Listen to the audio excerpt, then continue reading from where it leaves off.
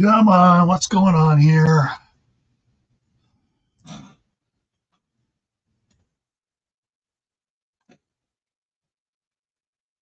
Come on, something is up with StreamYard.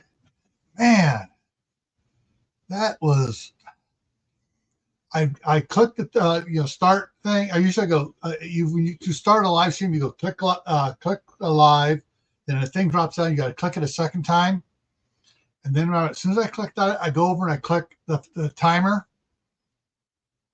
Timer didn't start. I'm like, what the heck? And I took about 5 seconds to begin. Then the timer started.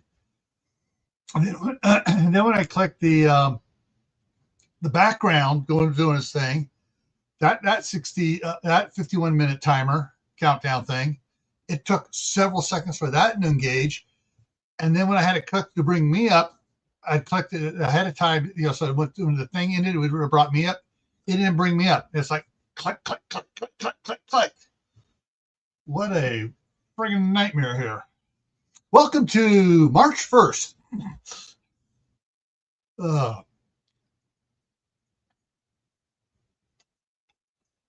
Yeah, yesterday things were acting up too, so I'm not sure what the heck's going on.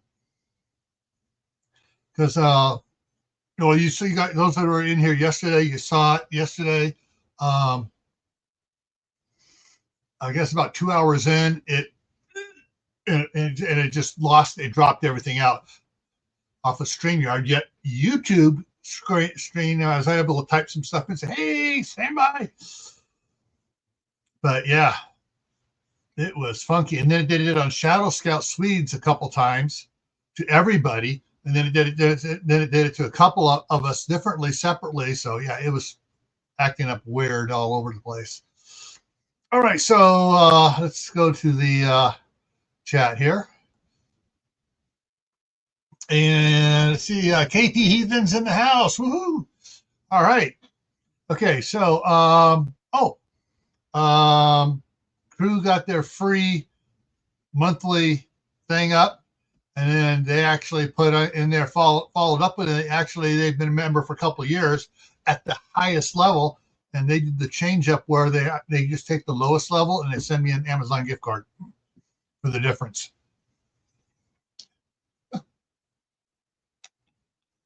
So it helps me get other things and set up here so I can do more product reviews and stuff like that. And also then I can also, if I'm using the gift card to get the stuff I'm getting, at least I have more money on the side to do giveaways. And of course, the way YouTube keeps, every time I get a bunch of subscribers, YouTube takes them away the next day. And they're keeping me right around the, was it the 2000, hang on, let me look at it here. Analytics, they have me, 2216. That just dropped down to 2215. Let's see, live count. Let me go into live count. Yeah, this morning, actually yesterday morning, it dropped down to 215. The highest I've peaked up here, look at this, is 217, but it's been pretty much flat along in the T. So yeah. Anyways, it's they don't want me to get a bunch of subscribers, I guess, because then I'll grow and then they'll actually have people watching more of the ads they put on my content, but they don't want to do that. All right. So let's go ahead and pull that off there. Next in was Phelan Clan Wolf, then Troop 1351. Chit-chatting going across there, and KP Heathen came in there. So yeah, I kicked it a little early because Eli's special needs worker usually picks them up at 8 o'clock on Sundays and has them till noon. Canceled again. So my daughter will drop them off over here around about 10:15 at the latest, and that way she can take the other boys to church. and then I keep an eye on Eli. So if that's going on, I may have to cut it off shortly after he gets dropped off here.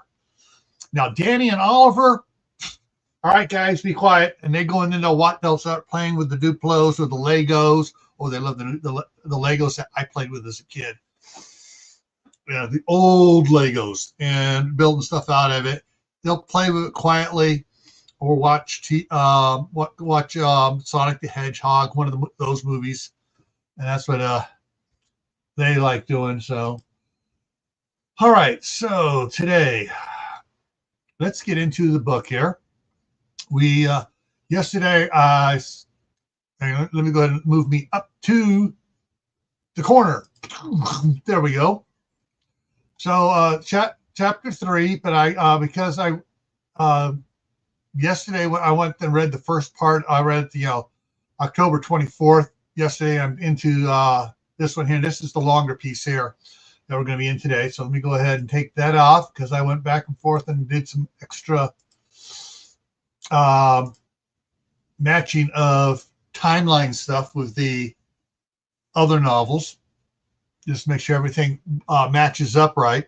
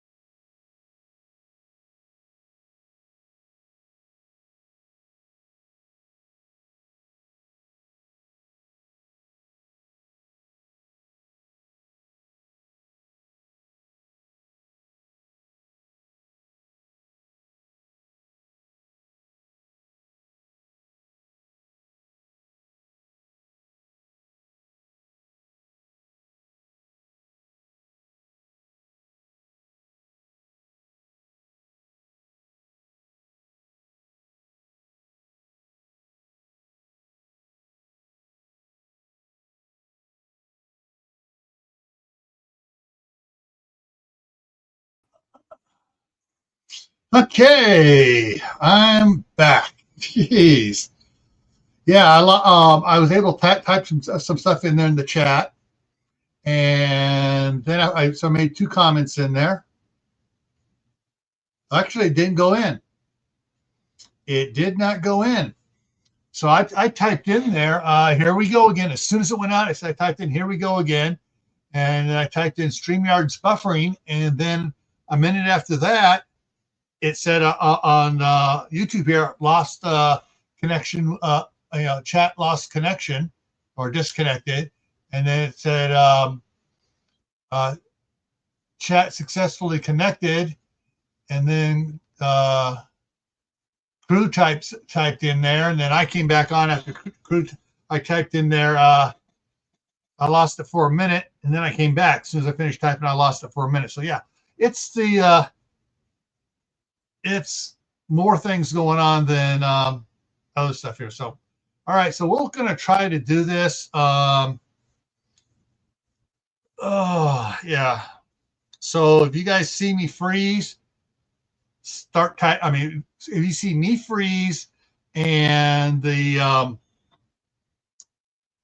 the story disappear off of here, and the book things come up for the whole thing.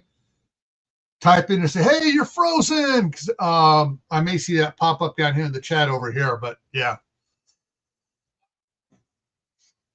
Oh, and yeah, so it does. Yeah, I may on Sundays, just to avoid problems, is started at 7 my time instead of 8 my time. So yeah, so because right now it's 5 minutes of 8. So yeah. All righty.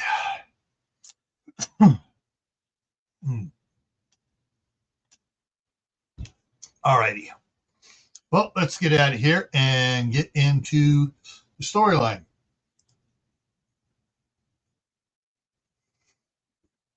All right, so they're heading. They know that there's a group of Heaven's devils coming. They tried to cross at the Maple Bridge across the Grand Canyon there, and they were turned away. And because they put the signs up saying the bridge is damaged, can't hold stuff, and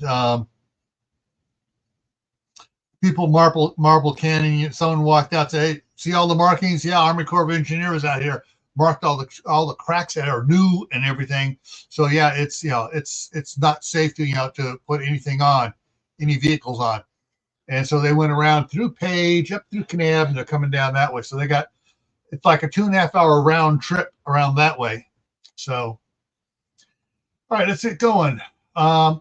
When they got to the spot Bob had picked out, he stopped first and had everyone get out. Bob, Larry, Peyton, Michael, and Kimberly walked the curve, and Bob made suggestions while Nora followed in Kimberly's truck. While they were doing that, Benjamin went by with a wheel measuring device, and Janet was placing red Solo cups with rocks in them every time he said to. "What are those?" Larry asked. 100-foot markers. Hang on, Benjamin. Benjamin replied. "So you can place your claymores, plural, your claymores and people accordingly. We'll pick them up after everything's ready." "Good idea," Larry agreed. Staff Sergeant Peyton Grimm started the explosive teams placing and hiding their remote-controlled claymore mines. Nora honked the horn and waved them over and held the radio microphone up. The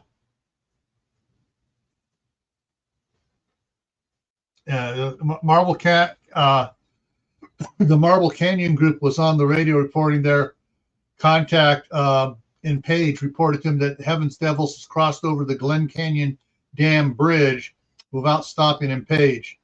They also reported the makeup of the convoy as 40 motorcycles riding in 2 columns, then 4 pickups with two in each cab. 2 of the pickups were pulling trailers with 6 motorcycles on them. After the pickups were 10 motorcycles, followed by 3 26-foot U-Haul trucks. Following the U-Haul trucks were 20 motorcycles, then 2 school buses with most of the windows painted over, and another 40. Okay, I was blacked out again. Crap. Anyways, I'm reading this here, the makeup of the motorcycles here when I blacked out. So, or rather when StreamYard blacked out. And then 2 more pickups and another 40 motorcycles. Next were the 4 grocery semis and trailers. The front truck was a Costco truck, and it looked like it was being driven by one of the gang members. But the other 3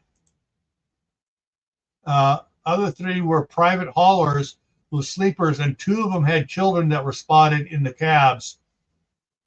After the grocery trucks, 10 motorcycles, then 3 fuel tankers. One was a Pilot Flying J brand. The other 2 were Chevron trucks. All 3 were tanker trucks, put a plural there, tanker trucks pulling a tanker trailer, and just had the driver in the cab. Bringing up the rear were another 40 motorcycles, also riding in two columns. Most of the motorcycles were carrying two riders. Damn, said George Peterson. I still say that's a lot. Do we even have a chance against that many? Bob asked. Before anyone could answer, Kimberly, hang on, I need to change this. Before Larry, or P-A-Y, Peyton could answer, Kimberly spoke up. Not a problem, but I have to go back and get something. She said to Michael. She said mostly to Michael. Lieutenant Rob, then to Larry.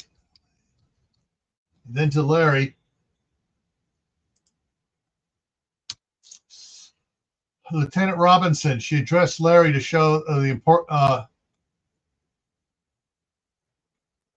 That's Larry by his rank to show the importance of what she had to say. Put all the rocks and boulders in one spot only. Make sure to block everything: the road, the shoulders. Try to keep it looking natural. Figure out where you think the first food truck will be will be at when they all stop. Put 50% more claymores in the area in front of that and wire them all together. I want them to all go off at once and make an absolute kill zone. Also set up snipers to hit the drivers of the U-Hauls, the buses, as soon as the claymores go off. Also target the Costco truck driver and fuel truck drivers. Set individual remote claymores for the bikers between the grocery trucks and fuel trucks, or where the bikers should be, just in case. What about the ones in the back? Those are mine, she answered, flatly, leaving no room for debate. Michael, I'll be back as fast as I can. Find me a spot where I can be hidden and easily get on the road to attack them from the rear. Kimberly, grab a M32A1 and a case of HE rounds, Peyton yelled as she climbed into her F-350. She gave him a thumbs up as Nora started backing up quickly. All right, explosives group, let's switch out the remote controlled claymores for wired ones and hook them together daisy chain, Peyton called out. I'll show you where to switch back to remote control ones. Kimberly and Nora got to the Clark's cabin. When Kimberly and Nora got to the Clark's cabin, excuse me, pull that down.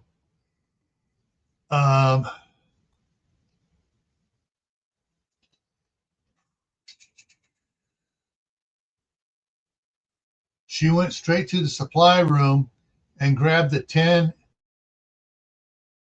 company 90-round drum magazines, all loaded, and stuffed them in a gym bag with a shoulder strap. She handed it to Nora. Then she grabbed her case with the Ruger precision rifles and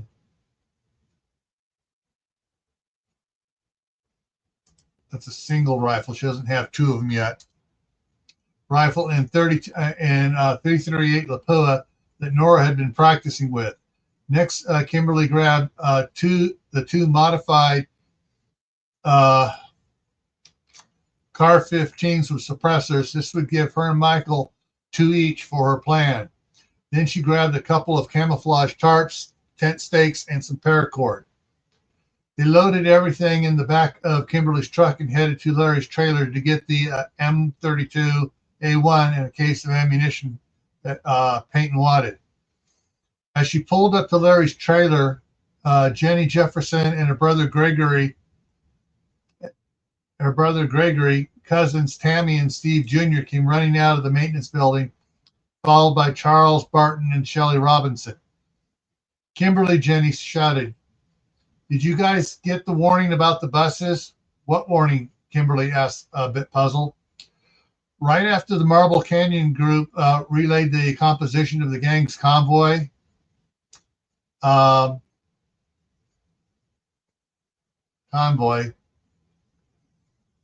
hang on, comma, 3 other groups started broadcasting warnings about buses being more than mobile urgent care units. They were saying that the convoy has, why are these ands popping up in there? That the convoy has 2 or more buses, and the second and third one are mobile meth labs, Jenny said, sounding very worried.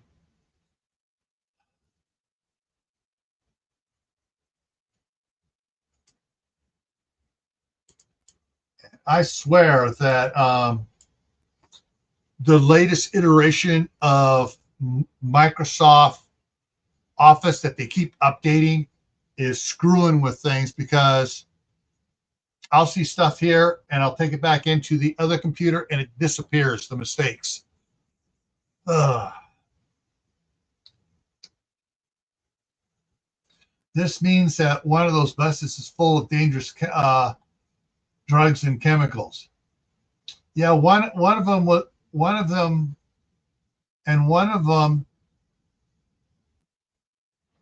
saying that was from Cambridge, Idaho. They said Sheriff Rogers ordered it burnt on the spot and then towed to the dump and burnt for 24 hours to destroy all the dangerous chemicals, Tammy added. Kimberly stared at the kids as she processed the information. Did anyone from the trap acknowledge the transmissions? No, we barely heard them with a big antenna, Jenny answered. I better get back and where I can warn them then, Kimberly said. What'd you come back for? Nora's sniper rifle and Sergeant Grimm wants an M32A1 multi-shot grenade launcher, Kimberly said as she started walking back towards Larry's trailer. Nora started moving quickly to catch up to Kimberly. What do you mean by my rifle? The only gun my family has besides my dad's hunting rifle is the AK you gave my dad from the bikers you killed. We killed. Hang on, and emphasize that. Come on, there we go. Yeah, the double clicking is not working. It's got like a long lag time on it.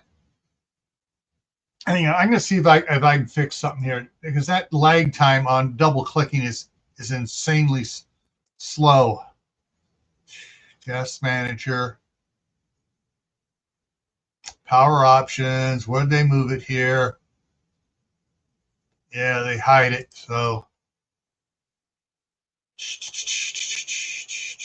I got to find crap over here. They don't have control panel showing here. They really hide control panel hard. Let's see if it's set in here.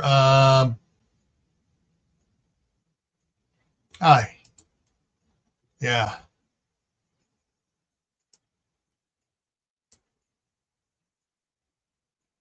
Okay. Mouse, piece.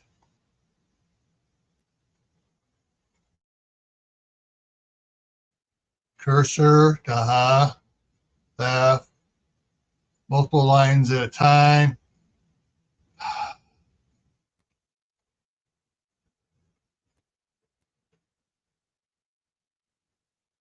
Okay.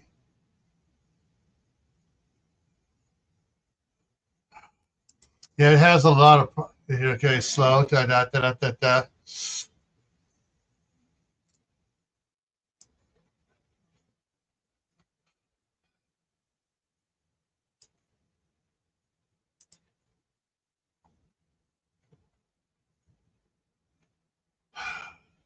Okay, let's see what we got here.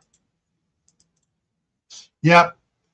The Microsoft Office went and clicked the double click speed up to the really fast. So I had to click really fast. I moved it back down to a moderately slow.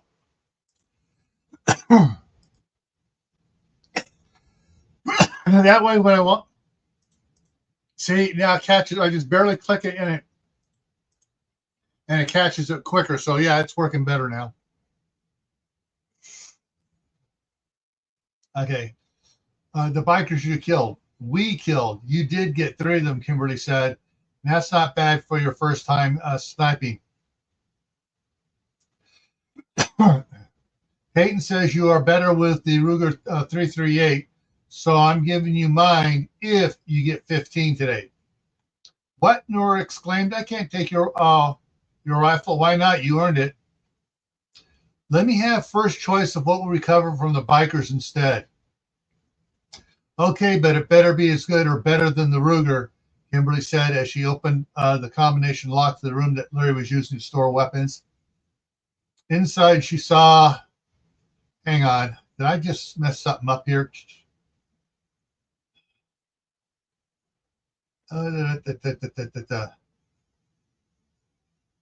Okay. All right. The kids had her off before she got the M32.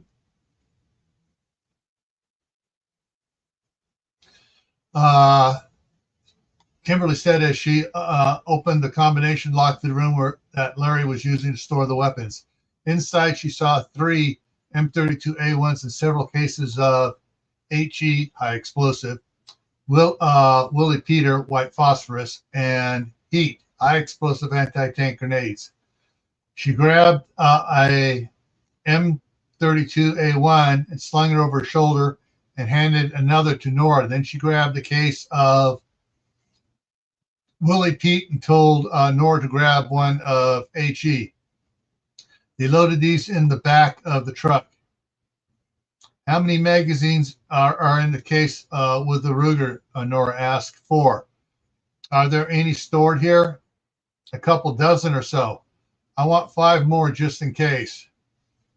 I'll get them in a couple boxes of ammo. Kimberly went back inside, grabbed the magazines and ammo. Then she locked the storage room and the front door. She climbed in the truck and set the magazines and ammo on the seat between them. These are Black Hills rounds, loaded with 300 grain hollow point boat tail Sierra Match King bullets. They should do better through the windows and helmets. Thank you, Nora said as Kimberly started backing the truck up. You know, I'm so jealous of you. What do you mean, Kimberly asked, a bit taken back. You have so many survival skills. You have so many survival skills, a super sexy boyfriend, and a so cool truck. Would you have thought the truck was cool a month ago? No. Hang on, I'm going to change this up here. No. But that makes you so much more cool. You knew the stuff beforehand. You can blame that on my dad. Kimberly took a deep breath. I think he wanted a boy. My dad has wanted me to be more like the dweebs, Nora said, sounding depressed. How? In what way? Wanted me to do more things as a family, more tomboyish, I guess, or less Beverly Hills-ish, less tight-fitting jeans. She looked down at herself. More like this, practical, I guess. I don't know. I always wore baggy clothes, and the boys were still hitting on me. Michael found me very attractive in him. Boys like that are looking for someone of substance. And there was another little thing. Looking for someone of substance. Substance, Nora asks, slightly confused. Yeah, someone who can think deep thoughts, has useful skills, doesn't whine when they break a nail. Nora said as she thought about it. Do you cook? In the microwave, so no cooking hamburgers, pancakes, waffles, bacon, sausage, rice dishes, spinach, corn off the cob, spaghetti, or any sauces, Kimberly said. No, none of that, just the microwave. Bake, and I don't mean bake a cake, I mean really bake meals from scratch, like bread, muffins, casserole.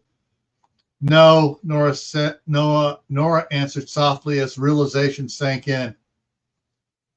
Which skill is more important to a real hunk? Putting on makeup or being able to cook him his favorite foods and take care of and feed yourself and your family? Kimberly chuckled. I get it. I need a lot of help to become useful. You shoot already great for a beginner. That's a natural talent you have. Now you just need to learn to expand on that. What do you mean? Hunting, you should be good at that. Next, you need to learn to process what you hunt. That'll make you more valuable and sexy as a woman in these new times. Kimberly said, don't feel alone. I need to learn that stuff too. What? So being a female Mad Max will have the boys flocking to me? No, not a female Mad Max. A true pioneer woman, being able to catch and raise food, cook and serve it so it's tasty. That will get the boys flocking to you. Of course, being hot like you are is a helpful bonus. I'm not hot, Nora blushed. Well, there's several boys that think you are, Kimberly said with a smile. No, you're kidding me, Nora said in surprise. Who? At least a half dozen. Who? Hang on, I need to put a question mark here. Question mark. Who? We'll talk about that tonight. I shouldn't have said anything. You need to have your head in the game. Okay, Nora said, S-A-I-D said, and went back to loading the magazines for the Ruger.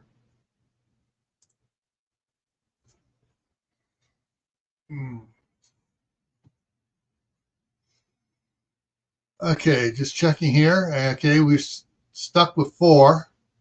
So that means KP Heathen stepped out.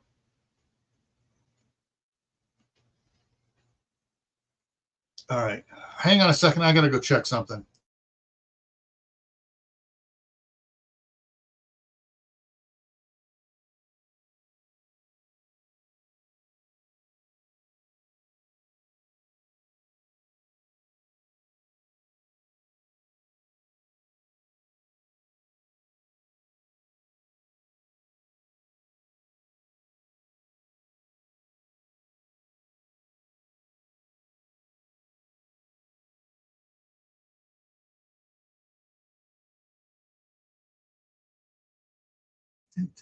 Okay, let's just checking something.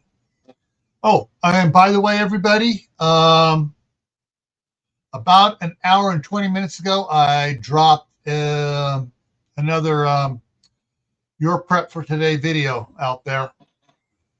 All right. Okay. Back up here to comment. Okay, there we go. 10 minutes later, they were pulling up to the trap location. As Kimberly walked back to the back of her truck, she relayed the information about the buses and how the sheriff in Idaho had them burnt to destroy all chemicals in the bus. Then she opened up the back and gestured to the 2 M32A1s, multi-shot grenade launchers, and looked at Larry and Peyton. You got 6 heat rounds loaded in one, or high explosive rounds loaded in one, and 6 Willie Pete in the other, plus a case of each. What are you thinking? The buses, burn them, Kimberly said flatly. Oh, and I promised Nora her pick of the rifles from the bikers if she takes out 15 bikers. I'm thinking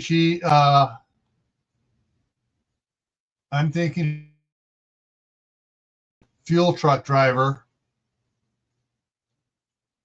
Okay. I see what's going on StreamYard off my peripheral vintage here. That's why when I snap my head around, I'm looking to see what it's doing. If just the big screen's doing it or my screen there is doing it too. All right. And then the 10 motorcycles in front of it. Then she can switch to motorcycles in front of the grocery trucks if you haven't set the claymores off yet. What are your plans? Hang on. Okay, did it just change on me? Hang on, let me check this out again.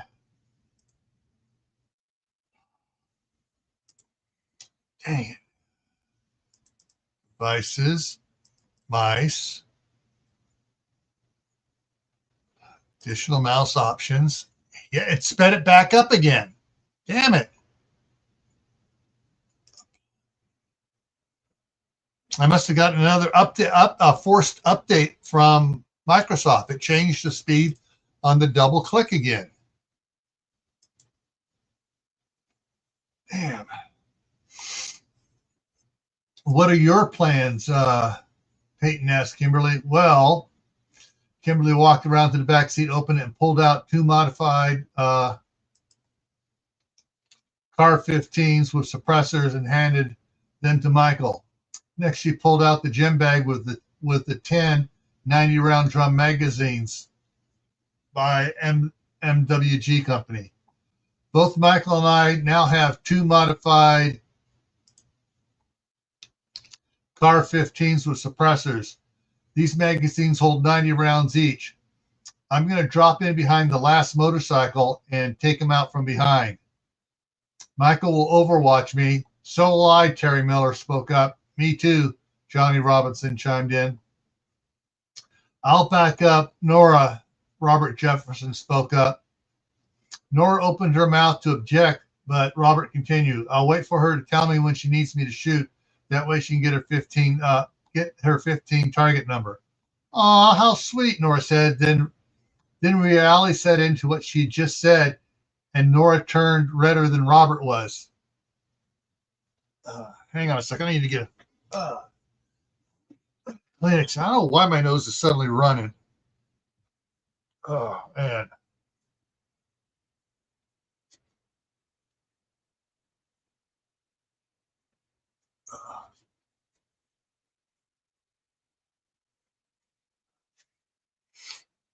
All right.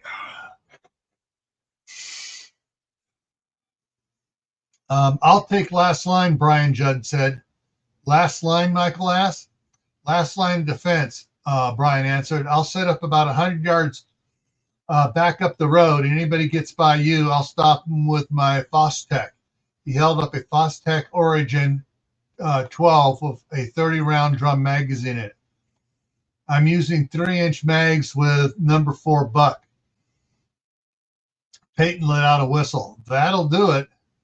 Brian, I really don't want you to be shooting, Michael said. If everyone does their job, he shrugged his shoulder, I won't get a shot off. I'll back him up, Donnie Adar said. So will I, Lori Peterson said. Of all the claymores, we shouldn't have to shoot anyone, but poop happens. Does everyone have a radio? Kimberly asked Larry. Those that don't are paired up with someone that does. I told them not to shoot unless their partner shoots first, Larry replied. Good. We need to see if we can scrounge more radios, Kimber said. What frequency are we using? The same one you were using last time. Until we can get some digital railroads that we can program for automatic frequency hopping, we'll stick to that one, at least until I feel we need to change frequencies, Larry said. A half an hour later, Marshall Pratt radioed Bob and said that the gang had just left Kanab and he would give them an update when they leave Fredonia. It'll take them about 25 minutes to get here if they don't stop in Fredonia. And if they don't have trouble on the road up here, Bob told those that had a radio. Thank you, Bob, Michael said.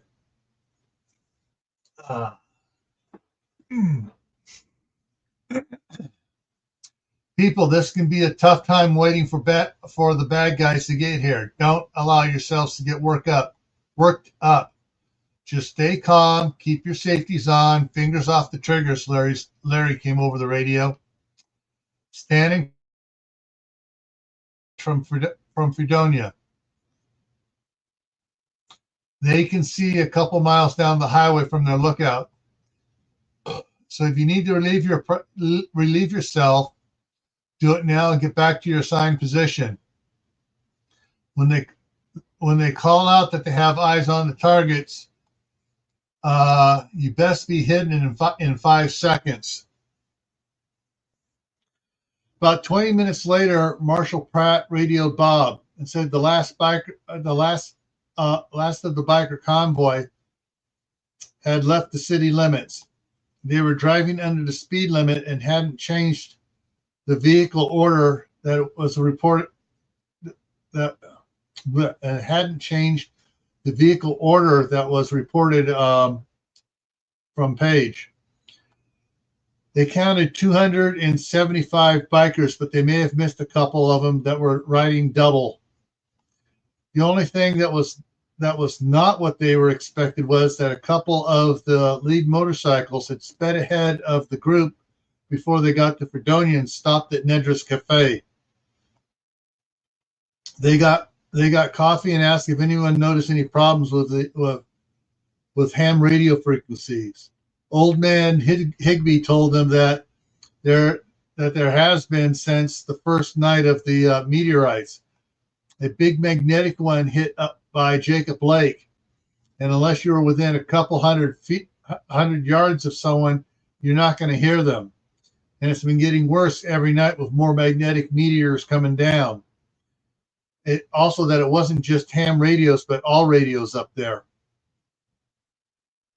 As soon as they finished their coffee, they paid for theirs and Old Man Higby's and thanked him for the information and left. The convoy had pulled out the convoy had pulled over as they left just as they'd left town to wait for the two that had stopped in Nedra's Cafe. Once the two got back to the front of the convoy, they started moving again. 15 minutes later, Stanley radioed that the convoy was in sight and they seemed to be pretty close together. They were still on the flatlands going below the speed limit, and because of that, they were 10 minutes out. Lead at Point Alpha, Stanley called. Got him, Larry. Point Alpha was where Kimberly was hidden at. Point Bravo was where they figured the food trucks would stop at, and be out of the kill zone for the Claymore mines. Point Charlie was where they had broken loose the rocks that were strewn across the highway, blocking it. There were several watch for falling rock signs. Falling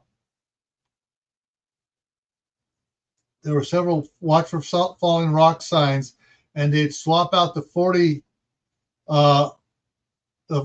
speed limit for signs for 30 speed limit, and then 20 speed limit for the tight curve. The lead motorcycles are doing about 15 miles an hour. Lead at Point Bravo. Lead at Point Charlie and stopping. Tail coming up on Point Alpha.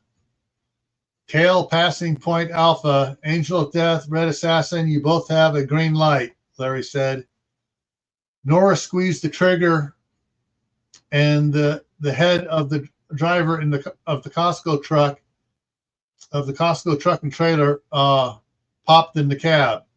His foot slipped off the accelerator, and in 30 feet, the truck slowed until it stalled. Nora quickly moved her sights to the driver of the Pilot Flying J truck and eliminated him. Costco down, pilot down, she said as she set her crosshairs, the crosshairs of her scope on the passenger of the bike closest to the pilot truck. One right after another, she eliminated 6 passengers, and the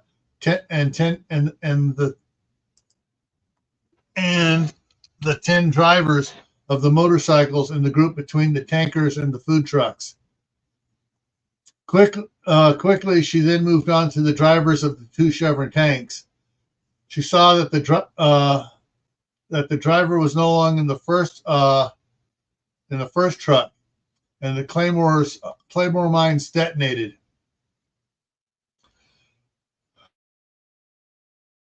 Harry had said that the tail, the last motorcycle, had passed her. Kimberly slipped from beneath her hiding place, which consisted of a camouflage tarp with a few branches and clumps of weeds and grasses on it. When her boots made contact with the shoulder of the highway, she began double tapping the heads of the passengers from behind, heads of the bikers and the passengers from behind.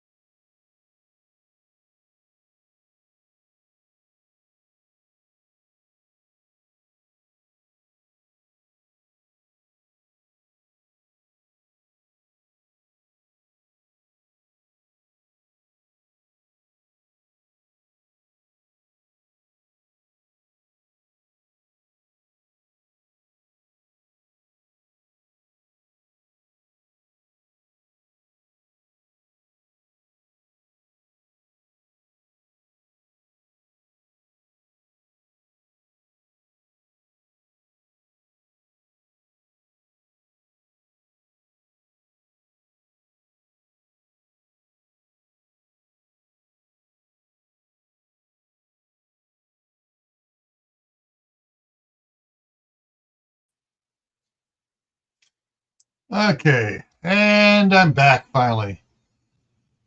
I also lowered the resolution on my camera from 720 to 480 to see if that will help out on it. But yesterday I was on, when it went out, I was on 740 already, so not sure if that's going to help again. Let's see, the next lower level of resolution, hang on, let me take a look at it here, is what? Oh, it's down to 360.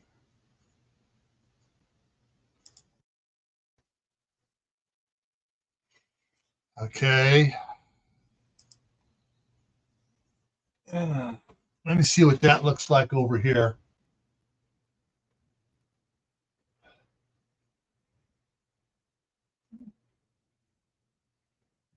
Okay, it looks okay. As far as I can tell, not sure what the resolution of me looks like for you guys out there. Hang on, I'm going to make myself big for a second. Not too bad. But then again, I'm seeing it here. It might come up looking a little weird later on. Okay. Well, let's get back to the reading here. So I'm not sure when it went out on your son, so I'll start with this one here. So the green dot laser helped with her aim without using the scopes. She was 3/4 of the way up through the 40 bikers and 31 passengers when the brake lights of the rear tanker came on. She was glad this tanker had the back of the tanker painted white with the Chevron logo on it. That kept the bikers from seeing her in the reflection of the polished metal that some of the tankers had for the back of the tanker trailer. 10 motorcycles and 16 riders left. She continued on. 8 motorcycles, 12 riders. 6 motorcycles, 9 riders. The claymores went off. 4 motorcycles, 5 riders. 2 motorcycles, 2 riders. She lit the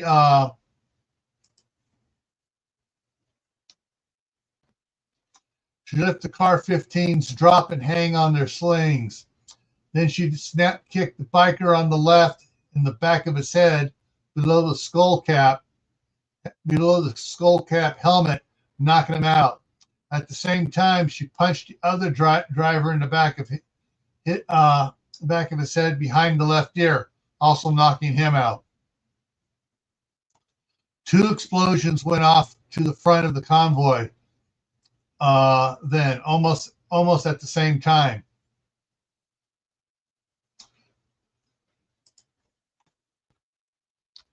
And 2 very loud explosions followed. Kimberly stepped from behind the tanker and saw the top half of the buses rising in the air, trailing flames that looked like a spaceship launch. Dang, that's cool, she said. When Nora said Costco down, pilot down, Abigail was sighted on the driver of the first Chevron tanker.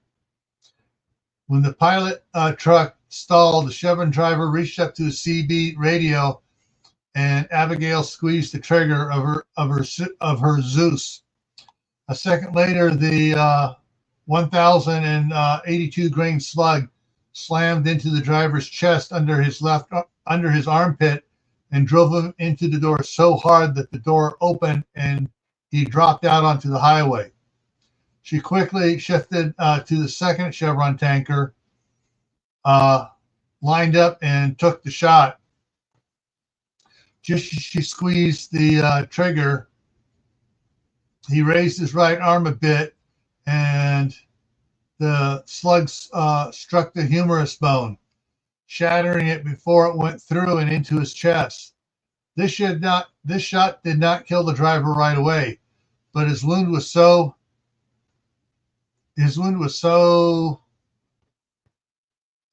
okay.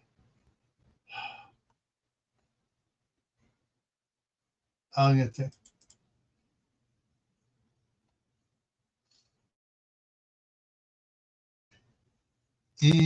so there.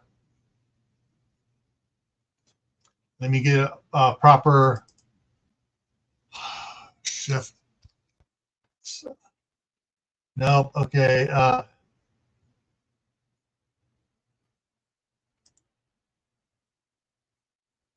SCA. Let me see. SCA.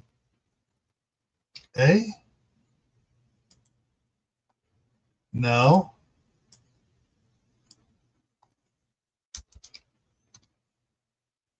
No. SE.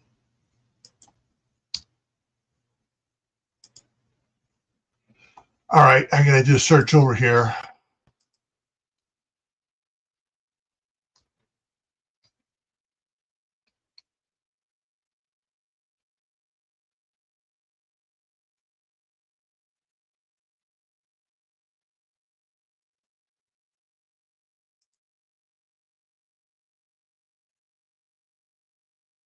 Uh,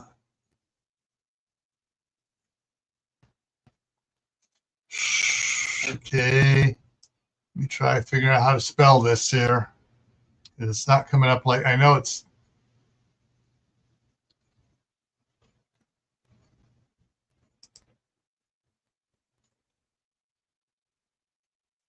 Okay, that's what it is. All right. I need to put the E on the end of it, and it didn't come up. Okay. And after I go through it, it finally starts functioning again. And someone else just came in. Okay.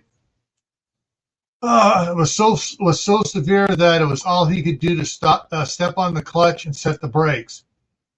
Then reach across to move the shifter to get the truck out of gear. Then as he tried to get out of the truck, he passed out, fell on the ground, and bled out internally. She searched and tagged 3 other bikers that were staggering around. Out of all the bikers, there were 6 of them that survived the trap, but only 2 that were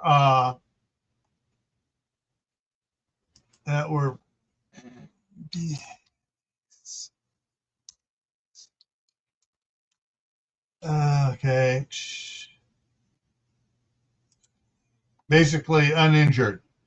The 2 that Kimberly had knocked out. The other 4 were at the very front of the convoy. The 2 at the very front had been hit by several of the 3.2 millimeter projectiles, but not in lethal locations. The next 2 had been hit by twice as many and would most likely die without proper medical treatment. The 6 of them had been taken back to the maintenance building for questioning. All right, now we're going to get into it. Whoever it was left again. It must be those, because when people see that it's alive, they don't see what the live's about. The trolls don't, they just jump in to see if they can get up here to do something, to expose themselves.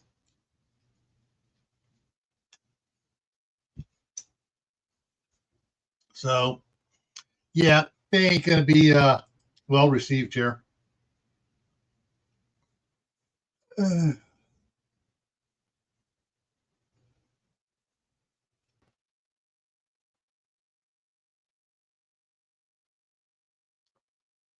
Oh, all right. Well, the 6 of them have been taken to the maintenance building for questioning. The bodies of the dead bikers were searched for weapons and ammunition. Usable footwear and clothing was salvaged, and the rest along the bodies was taken to the new burn pit about 2 miles past the North Rim Gate and off the road into the woods a quarter mile. After all the bodies had been removed, any motorcycle or pickup that had not been damaged by the claymores were driven back to the woods behind the Jacob Lake Inn. Bob Miller's group had been building some pole barns to store usable equipment that might be salvaged from the intruder groups. Working motorcycles and bikes were being parked there. Damage, hang on. I need to add more stuff here. This needs to be changed around.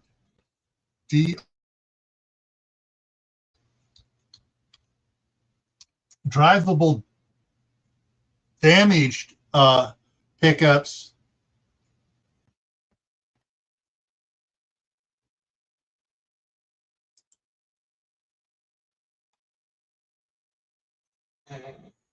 and non-DRIV drive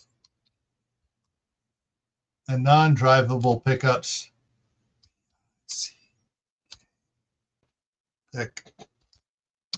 Non-drivable pickups were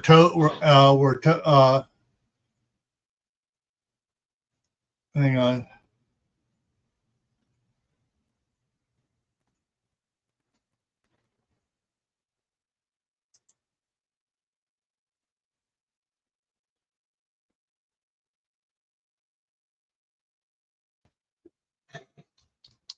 were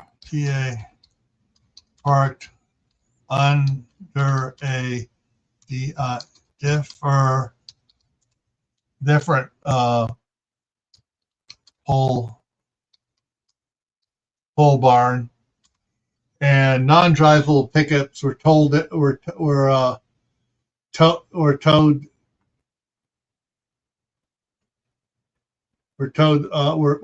there as well for repair or part salvage. The rest of the motorcycles were loaded on trailers and taken to a field and covered with tarps until a shelter could be built to store them for part salvaging.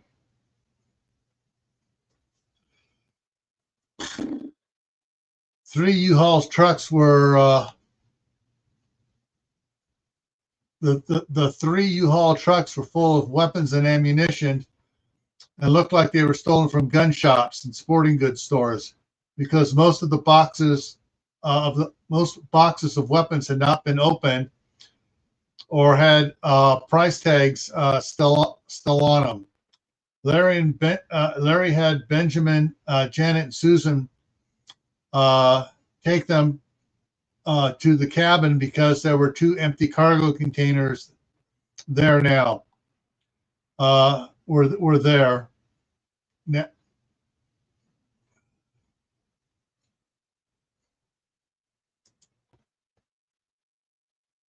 hang on a minute, this isn't there. And take out these two words. George and Dan had moved their stuff down to their campground containers.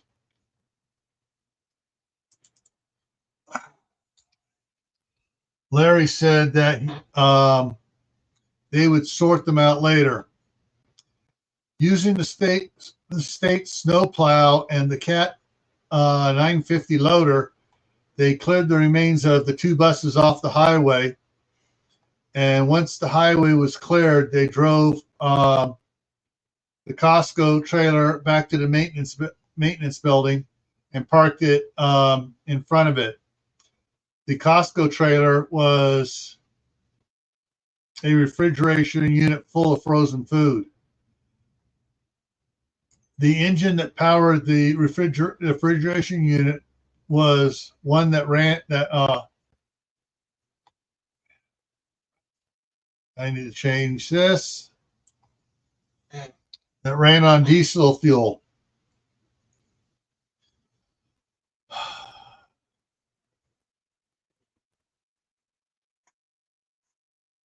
While removing the bikers and their motorcycle, while the removal of the bikers and the motorcycles was being done, Larry, Peyton, and Bob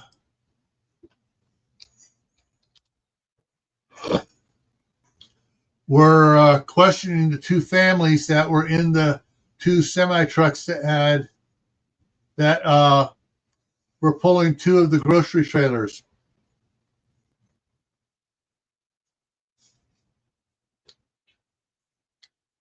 Come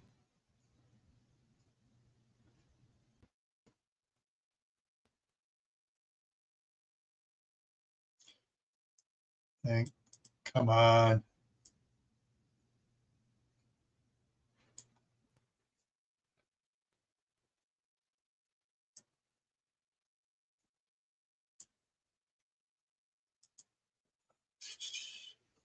Come on.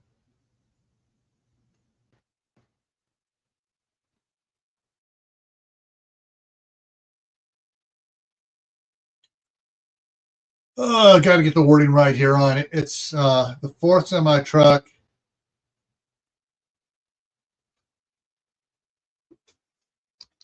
And grocery trailer.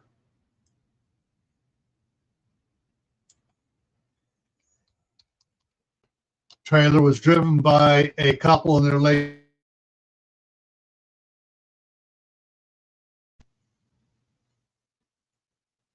Oh, okay. It did it again, but it was a short one. And both me and the story disappeared.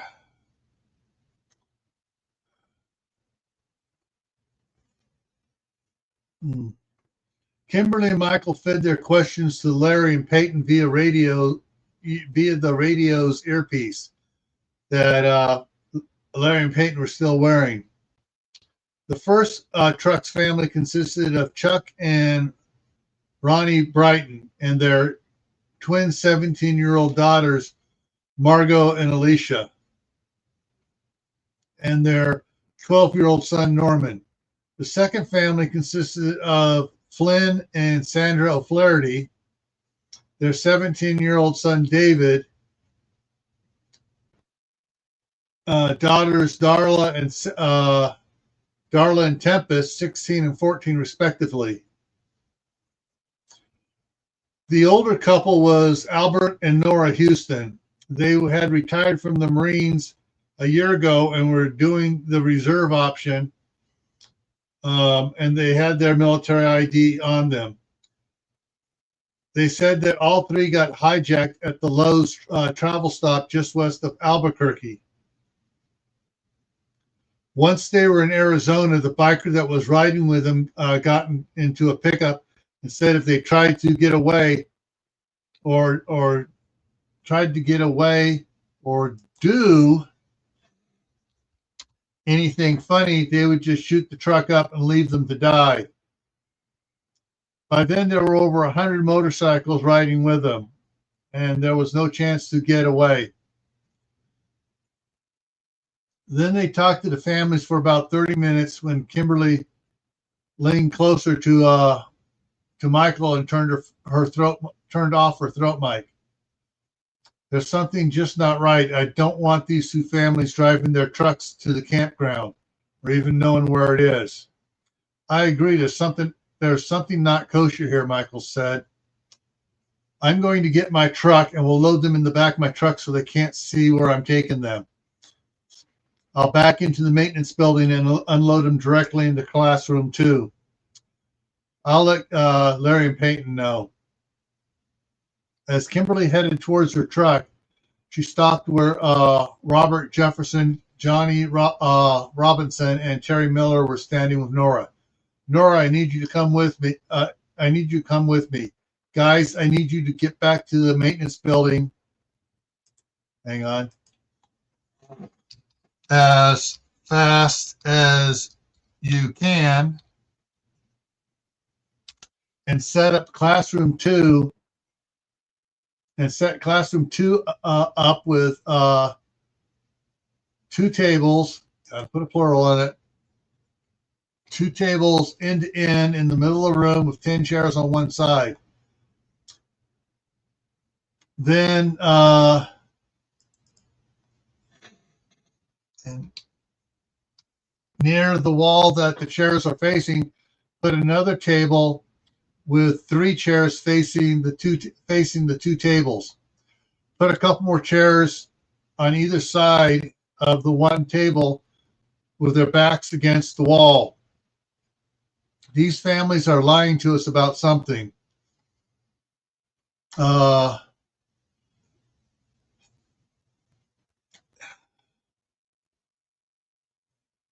on here. Yeah.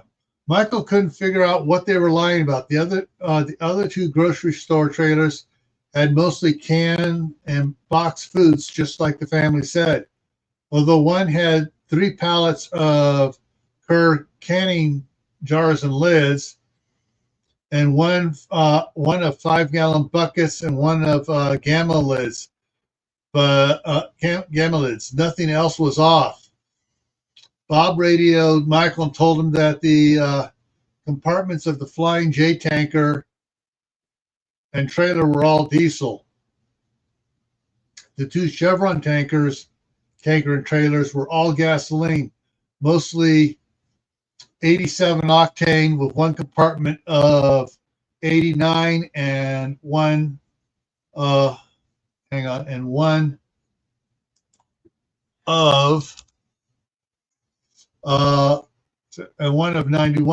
octane.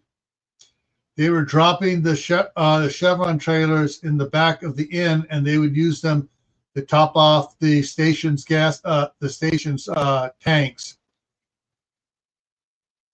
Then the Flying J trailer would be dropped. The Flying J's trailer would be dropped by the campground's generator, and the 3 tanker trucks would be stored at his parents' place. For the past 2 days, the winds had been blowing from the north-northwest with some night rainstorms. Now they had some very black clouds that now some very black clouds were blowing towards them. Okay. All right. Someone else just came in. Hi, how you doing? Please say hello to the guys and gals in the chat, and hit the thumbs up. By the time Kimberly pulled into the maintenance building, into the maintenance building, the others had gotten everything ready. One of the roll tops door was open with Robert Jefferson and Johnny Robinson and Terry Miller waiting inside. She turned her F-350 around and backed into the bay. They guided her back until the rear of the truck was even with the door of classroom 2. As soon as she cleared the roll-up door, it was brought down quickly. Then she stopped and they opened up the doors of the utility box and hurried the families into the classroom.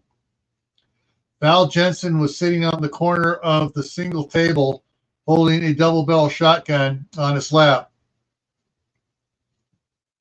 on his hip, and spoke to them as soon as the door closed.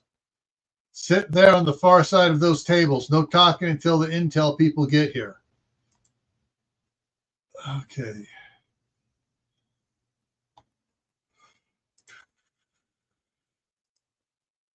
All right, guys, I got to talk to Mother Nature. I'll be, wrong button. I'll be back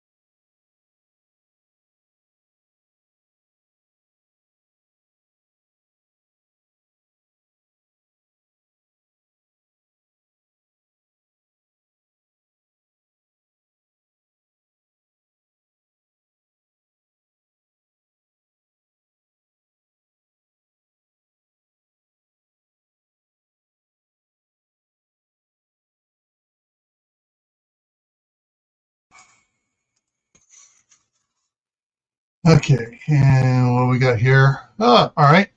I'm back, folks, and we got someone else in here. Hi.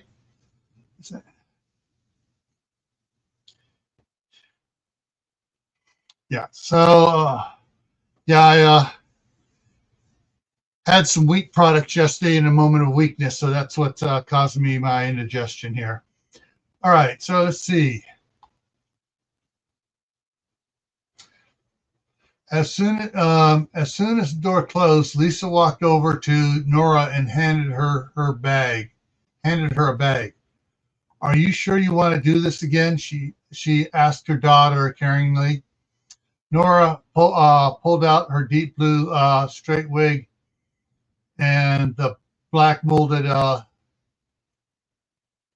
skull half mask on a balaclava and a container of black face paint. I'm just going to work these people to help find out what they're hiding. No torture, no bikers, just putting the fear of MI6 into them. Kirby stepped over to them. I got 6 TVs. No, 6. I don't know why I said 6. I got TV set up in each classroom with a thumb drive containing the video of the interrogation of the biker if you want to use it. He chuckled. That should make them scared of you. That'll definitely help. Thanks, Corey, Nora said. Corey smiled broadly as he walked away. Kimberly chuckled. What? Nora said. No, what? Nora asked.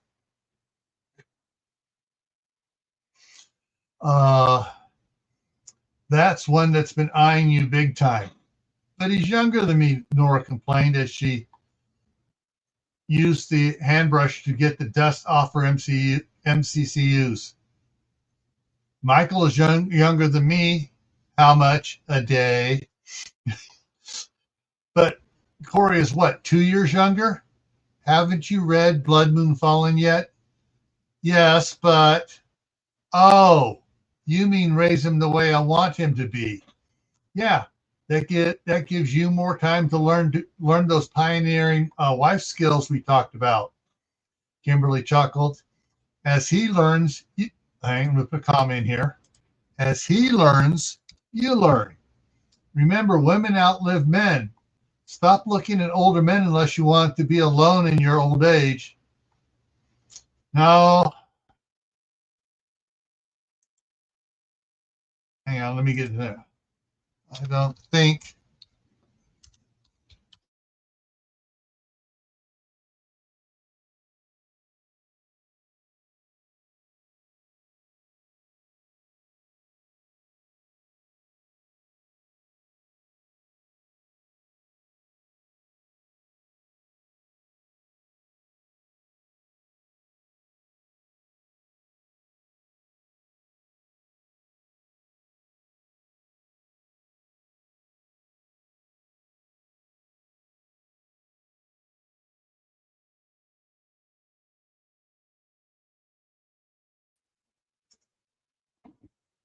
And in the back. Hey, that one wasn't quite as long. The chat disconnect was in the same minute. And yep. Okay. All right.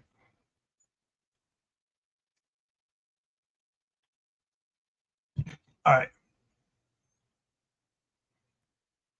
All right. So I'm not sure when the freeze started. I think I got it, but I'm just going to go back a little bit. Yeah, it gives you more time to learn those pioneer wife skills we talked about. Kimberly chuckled. As he learns, you learn. Remember, women outlive men. Stop looking at older men unless you want to be alone in your old age. No, I don't think I do, Nora sighed. But he's the right one. How can I know? Kimberly looked in Nora's eyes for a few seconds, then asked, do you trust me?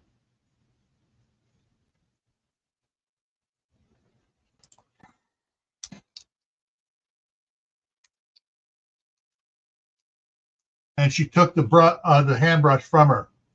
Sure, what's the plan? Corey, come here, Kimberly shouted. Corey ran over. Did I do something wrong? No.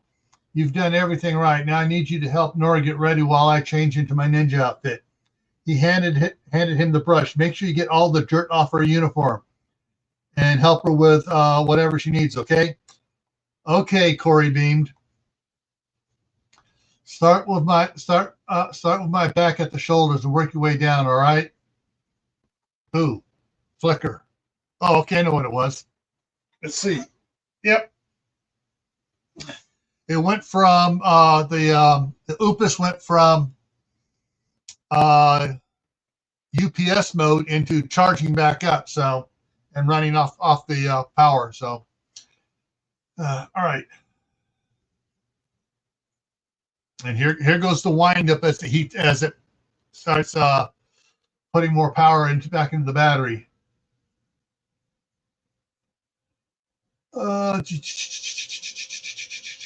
Okay, Corey Bean. Start with my back at my shoulders and work your way down, all right? Okay, Nora, Corey said as he began brushing her shoulders. A little harder and faster. I'll eat it, please. Okay. Kimberly giggled as she went to the storage room 2 to change. 5 minutes later, Kimberly came out and saw Nora sitting in a chair and Corey sitting in front of her, putting her black face paint on her. As Kimberly approached them, she heard Corey tell her to gather her long hair in the back.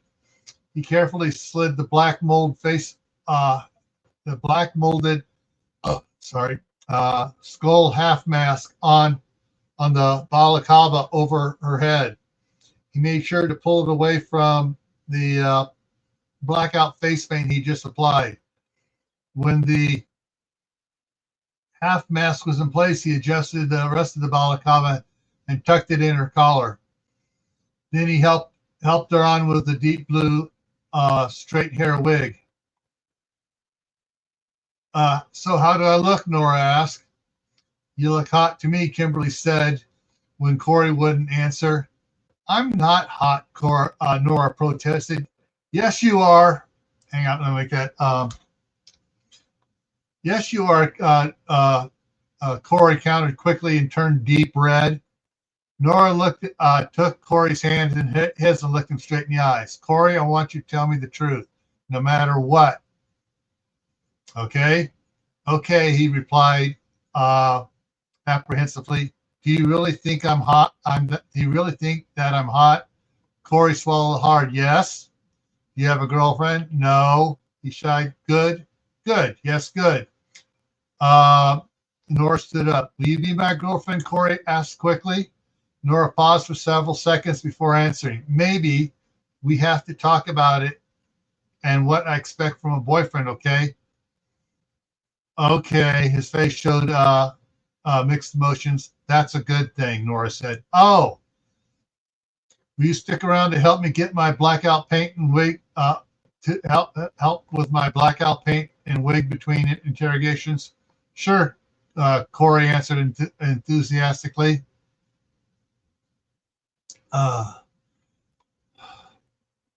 Good, she turned to Kimberly. How do you want to do that? Good.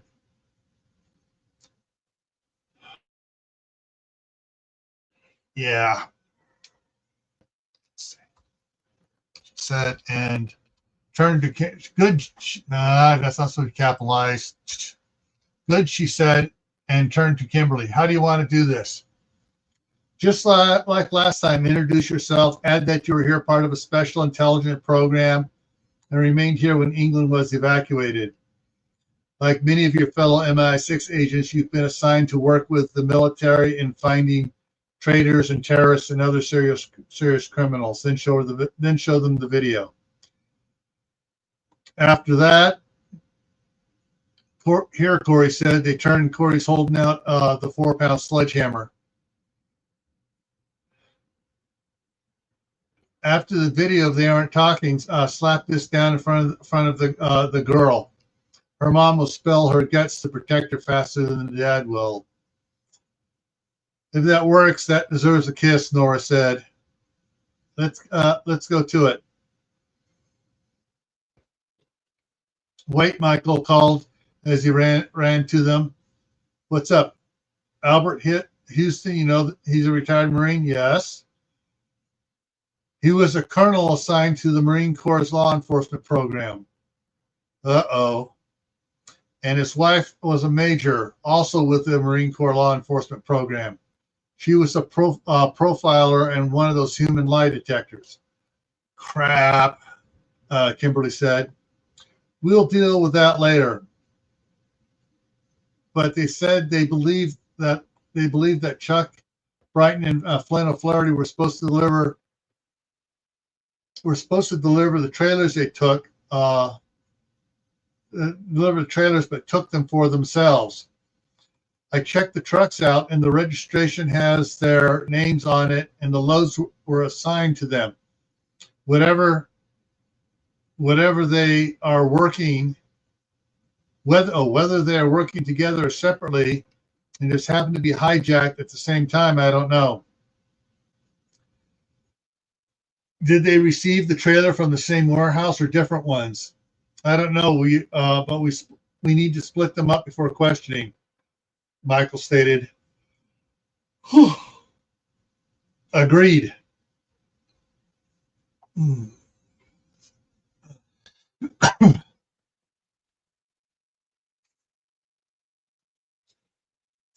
All right, let's see if I can get this to work right here. Agreed.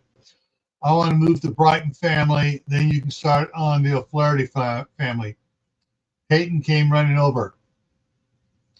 Mr. Houston's bill of lading is from the same warehouse as the others. Who spotted it? Kimberly asked. He did. He saw them and said it was the same warehouse where he got his trailer. Keep a close eye on them. Your moms have that covered, Peyton chuckled. The mama bears came out growling with guns when they thought that they might be trying to pull a scam on you.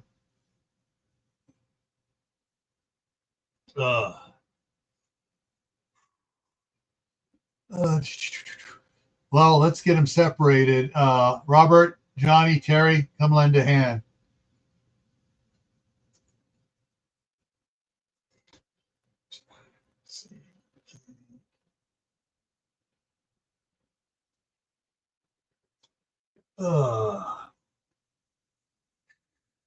What's up, Michael? Terry asked. We're separating them. The three nodded and got on their game faces. Michael opened the door. Chuck, you and your family come with me now, he barked. The five of them got up quickly and followed Michael out of the room and down to classroom 1. As soon as the last one came out, Nora, followed by Kimberly, went in. Hands on the table, palms down, Nora said in her British accent. She set the chair up at the end of the folding table and sat down and opened a notebook. Then she took out a small video camera on a 6-inch tripod and set it up. Then she pulled out a battery pack and attached it to the camera.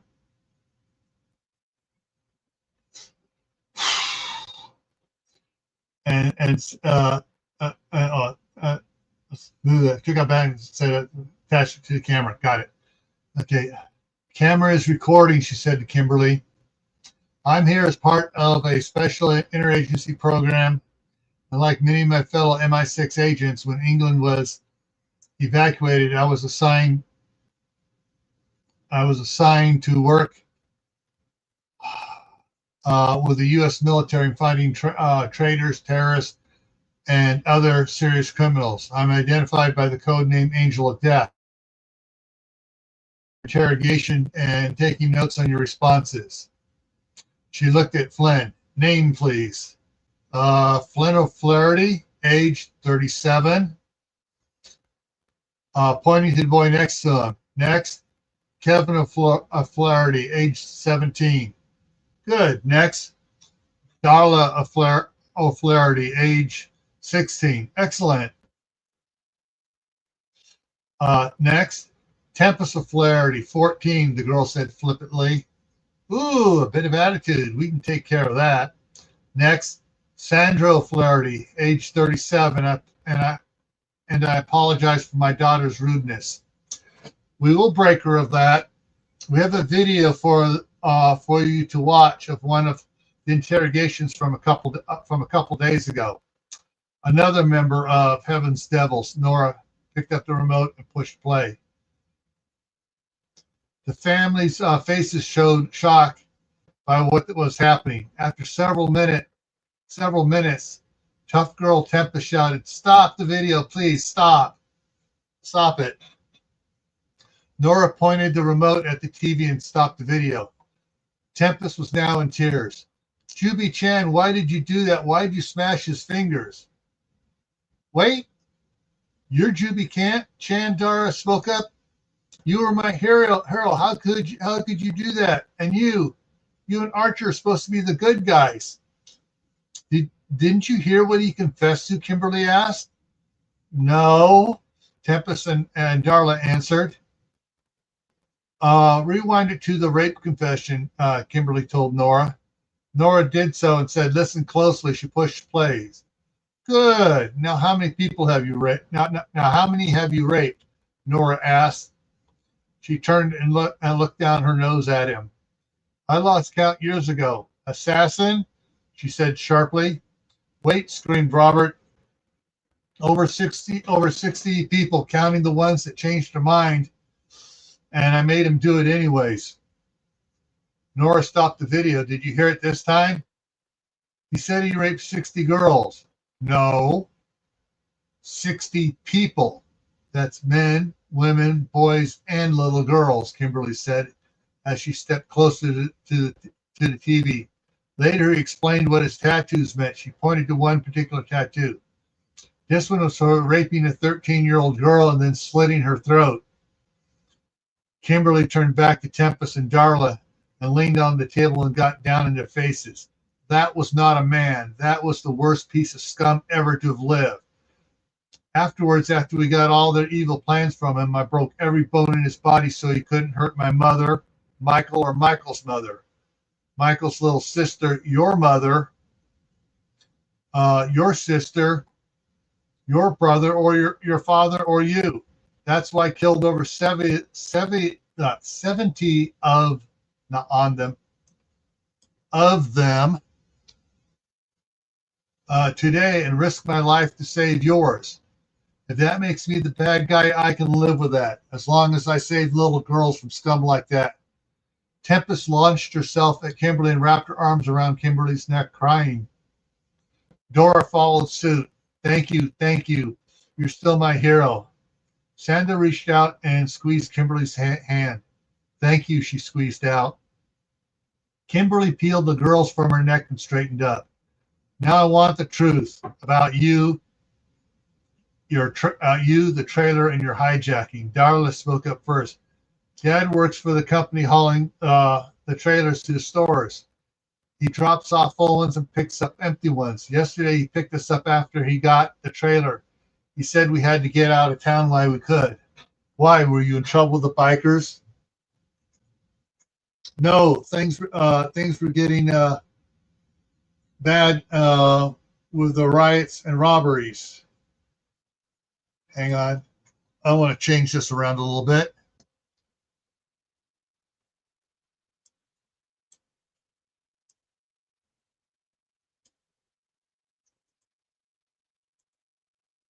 Flynn, come on. Flynn explained. "I wanted to take my family to my dad's old cabin. The food was to make sure we would survive. I'm sorry I stole it, but I had to save my family." Why were you at, hang on. Why were you at that? Make that, why were you at that truck stop? "The company pays for a space to park and sleep. We can only drive so many hours track with certain truck stops for us to use and reserves the spots ahead of time. I was expected to stop there and check in."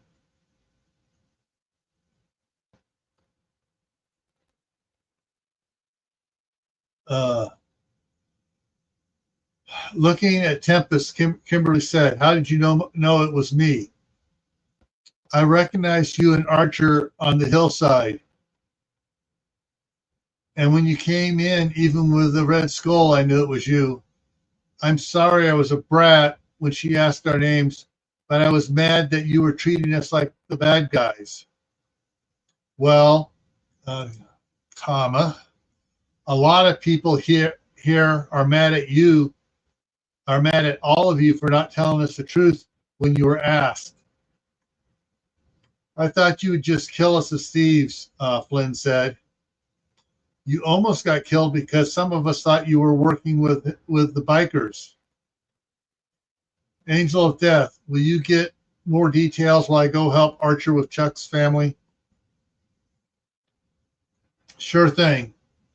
Kimberly opened the door. "Corey, come keep Angel of Death company." "Okay." Kimberly exited the room and walked towards classroom 1. I think I got it right. Yeah, classroom 1. She looked over at the table where her mom and Janet were staring down at the Houston and called out, "Get all the information about that truck stop and why they were at that particular one." Kimberly opened the door to classroom 1 and walked in, picked up the remote and paused the video that Michael was having them watch. "Have they confessed yet?" "No, they haven't said anything. Of course, I haven't asked yet either."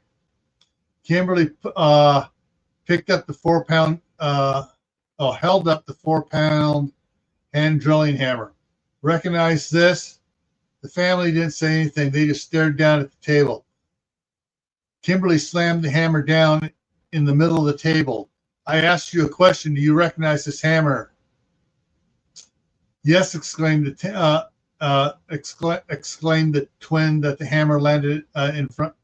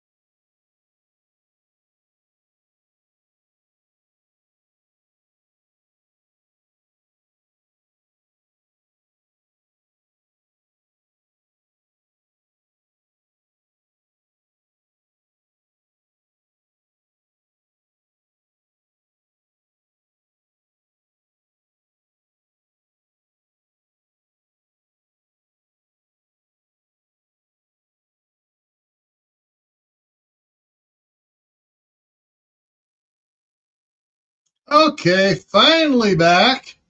Jeez, this is getting really tiresome. Oh,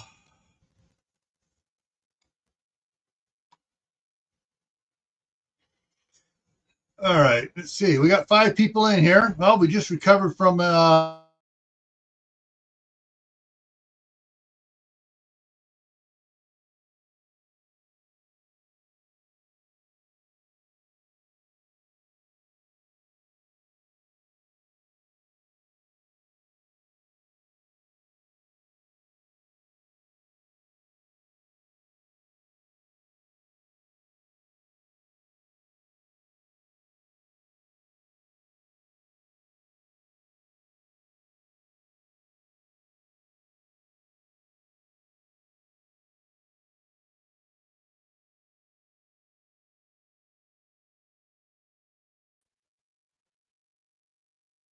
Okay, back again. Well, we were up a couple. One went turned around, went back out again because they came in at the lockout time. Yep, this is getting bad. It's spending almost more time down than it is up. I don't know what's going on. All right, so oh man,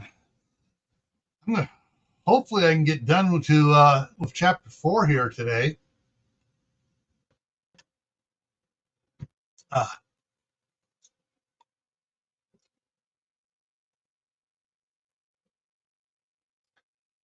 okay, I'm an owner operator. I have a contract with the company that owns the trailers. I pick up a trailer at the warehouse, take it to whichever store they dispatch me to.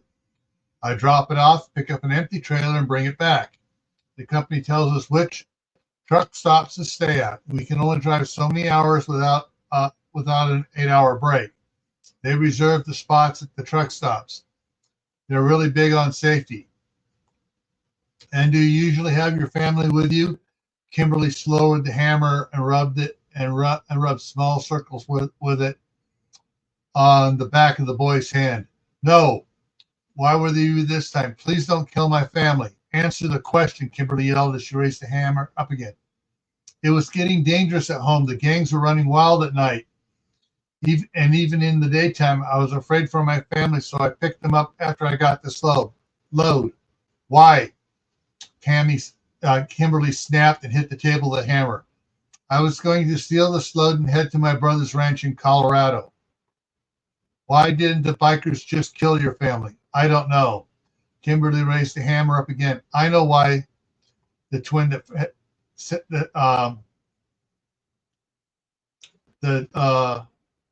first said yes replied.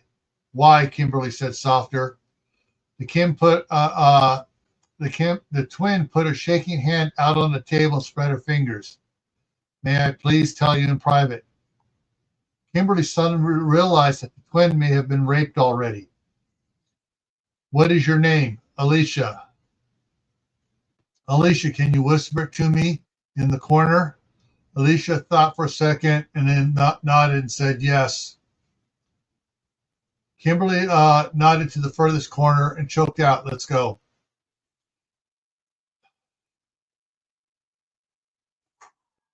Okay. As Alicia stood up, Kimberly reached up and removed her red half-face skull balaclava, and then her Zukin and Fukumin, and tossed them to Michael. Margot, the other twin, gasped. Alicia turned her head quickly and saw that Kimberly looked like the videos of Juby Chan and gasped as well. You're Juby Chan? She asked, not sure what she saw was real. Yes, and Michael is Archer, the super scout. Kimberly gestured to Michael.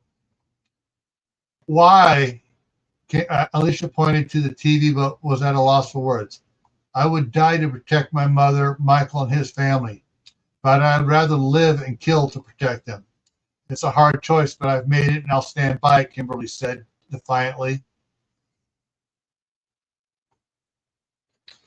The information we got from that piece of crap allowed us to be ready to stop and kill those that hijacked you and allowed us to ultimately save you. Alicia nodded silently. Kimberly walked to the corner. Oh, and damn, this is getting bad. Oh.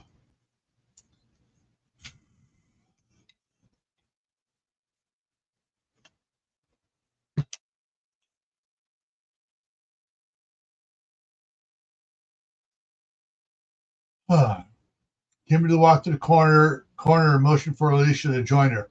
Alicia came over to her and started whispering in her ear.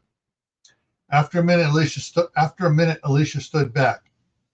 Michael, we've been too easy on the bikers. We need to capture more of them alive. A quick death is too good for them, Kimberly hissed. Take the Brightons back to the other room. I'm going to start working with the 6 survivors. Survivors, you captured 6 of them. I saw it blink here out of the corner of my eye. I thought it was going dead again.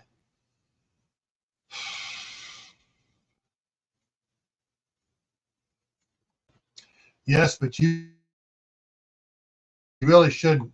Juby, if any of the 3 that did this to me are alive, I need to identify them. Please don't deny me this. Kimberly saw the look of desperation in Alicia's eyes and the look of shock on Mrs. Brighton's eyes. She took a breath and sighed. Okay, but we're keeping their eyes duct taped. Michael spoke up. All right, Brightons, let's head back to the other room. Let's go. After Michael ushered her family out, Kimberly, he handed Kimberly her red half skull and balaclava, Zukin and Fukenman, and turned to Alicia. Kimberly and I don't keep secrets from each other, but I think she made you a promise, and if you let her tell me, I won't tell anybody about your permission. Then, without waiting for a reply, he left. Did I put you in a bad spot with Archer? Kimberly gestured to the door. Not really, even though you really didn't ask me not to tell anyone. I would like your permission to tell him in private later. You really don't keep secrets from each other? Alicia asked, going through the door. Nope, that's what keeps us strong. That and not getting mad. And not getting mad with total openness, Kimberly replied as she stepped out and closed the door behind her. Go ahead and tell him. Thank you. And took by Visa in the house. Hey, this thing, StreamYard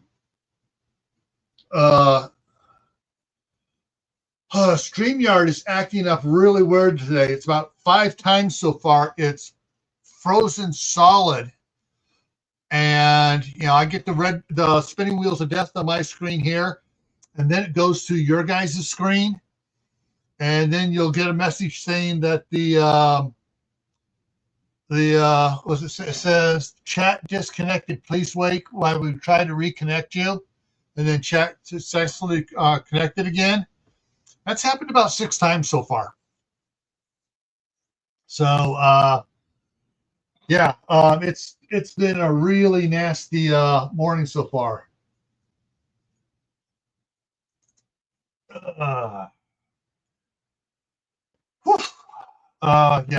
Anyways, the longest one took about 5 minutes to come back. So it's been bad. The white. I like that. The white was a disappointment. Yeah.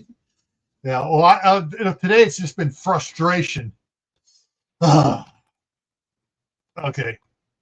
Because all right, so I got on the screen in front of me, I see what you see. Exactly what you see right here in front of me. But it's small enough here because it has all the other StreamYard stuff all around it, so it's small here.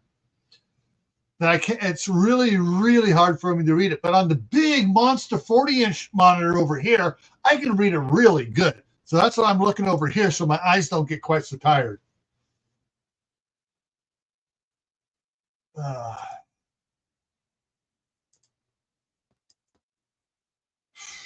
All right. Okay. Go ahead and tell him. Thank you.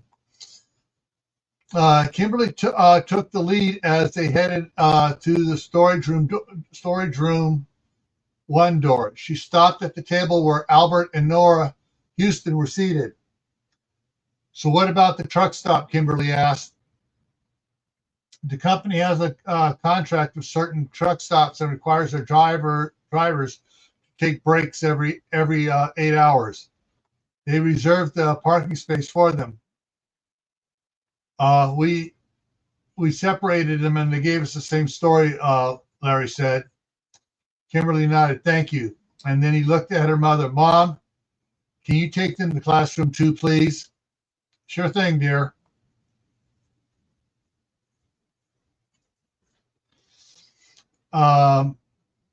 Sure thing, dear.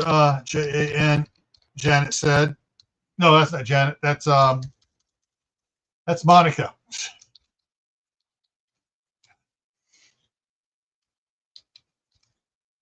Uh-oh. Okay, it's back. I looked up and the everything but me disappeared off the screen. Oh boy. Monica said,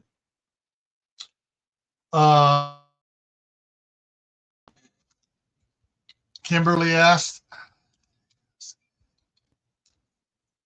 just like last time, we had to bring in a second table though. Yeah, I'm thinking we may need to build something else to do this in, Kimberly mused. Or see about getting the historic Jacob Lake Ranger Station property. Besides the cabin, there's a good-sized barn we can use, Larry said. That's a great idea, Kimberly agreed. Alicia needs to look at the prisoners to see if they're the ones that, hang on, I need to change this up here, that I'll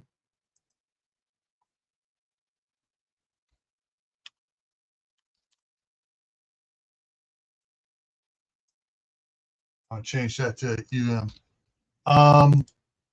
Herder.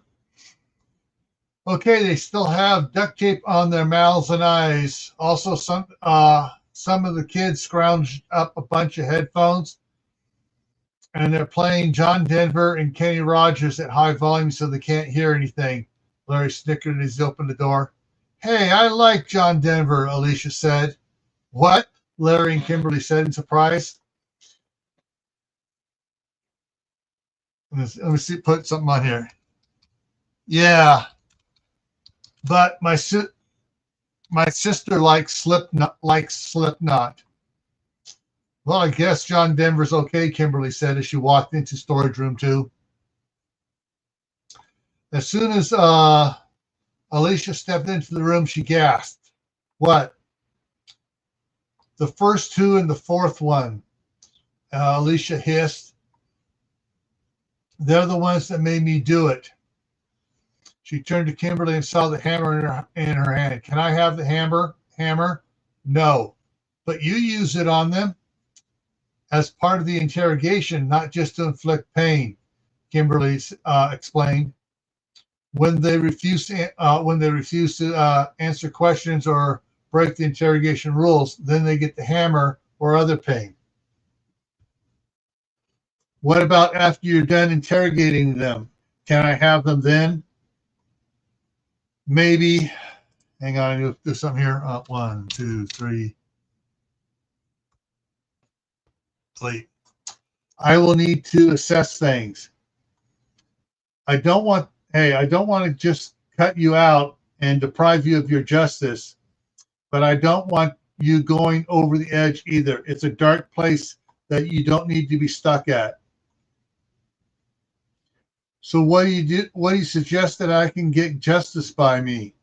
Alicia asked as she turned and headed back out the door. Kimberly caught the wording of justice by me, not for me. She sighed heavily and spoke. I don't know yet. Give me some time to come up with something.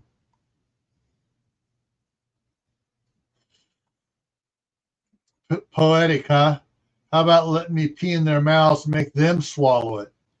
No, I think they might like drinking a teenager's pee. Kimberly shuddered and made a nasty face as she closed the door behind her.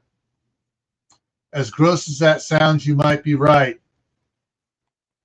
That they would like it. Suddenly, a wicked smile crept across Kimberly's face. I have an idea, but you're going to have to let some people know what happened to you if you want to do it. What's that?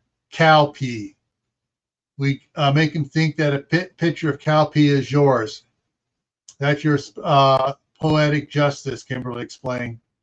The problem is there's going to be questions as why as to why we are going to do this, and I'm not going to lie to my friends and family. Who would I have to tell? Alicia asked. Kimberly thought for a few moments and spoke slowly. Michael, obviously, my mom, so she can silence the others who want to know but don't need to. Larry, as he's one of the leaders with a military position, he could also silence those that don't need to know. Your mom, just because you need to tell her. Jake, because he'll be in charge of getting it. Alicia looked at the floor for a minute. Okay, so long as they swear not to tell anyone else.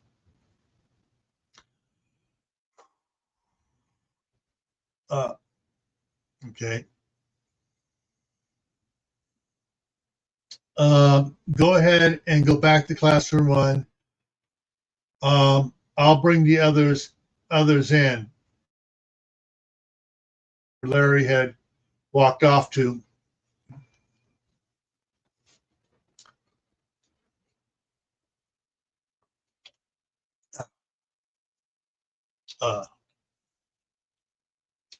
So this is the last of my powdered caffeine energy drink stuff. Low sugar but caffeine to try to keep me awake. At least I got 4.5 hours sleep last night, not just 3.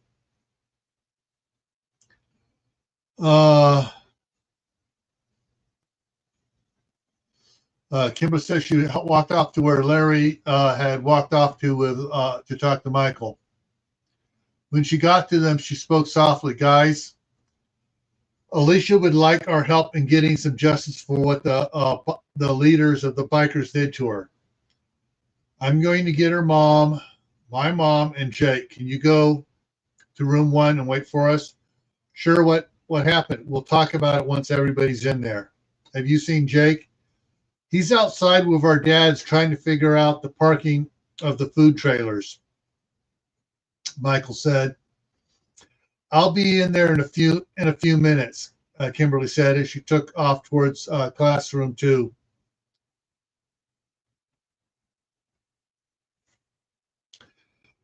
Kimberly opened the door and stuck her head inside. Mom, take Mrs. Brighton down to classroom 1 for a special briefing. Michael and Larry are already in there. I have to go get Jake, then we'll join you in there. Okay, Juby. Monica smiled with a devious smile at her daughter. Not now, Mom. Kimberly rolled her eyes and went on her way to find Jake. Outside, she found Jake, Benjamin, Dan, and Martin. Dan's son in the cab, back in the Costco truck up next to the Flying J tanker trailer, which was next to the big diesel generator. That's good, Dan hollered. Isn't that backwards? Kimberly asked. What do you mean? Dan replied. I think we need the doors on this end so we can get the food out. The 3 of them looked at Dan, but we don't want to have the truck stuck in front of it, Dan said in self-defense. Get one of those wheel things they use to hook up when hooking up several trailers together that they can put under the front and push it in place. You can check with Bob about where we can borrow or buy one. Please don't tell anyone what we did. I was just watching and trying to learn, Benjamin said quickly, and then started laughing. Jake, I need you inside for a special meeting. They're waiting on us, Kimberly said. Let's go, Jake said quickly. 64. All right.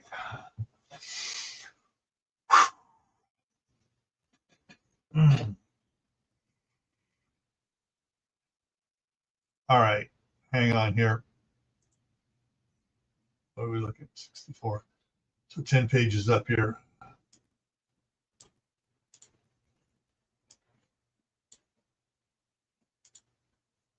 In the meeting, Kimberly swore everyone to secrecy, then told Alicia Then Alicia told him what the bikers did to her and what she overheard them planning to do with them after they got to the North Rim. Then Kimberly told them her plan for Alicia's justice. Everybody agreed with it when Kimberly said that they would do it just before the interrogation would begin. Jake wasn't able to get cow pee, but he was able to get a quart and a half of horse pee. They put it in a quart and a half. They put a quart and a half. They put the quart and a half. Yeah, let me change that. The quart and a half in a half-gallon pitcher. Oh, sorry, they put a quart. Yeah, I had it right the first time.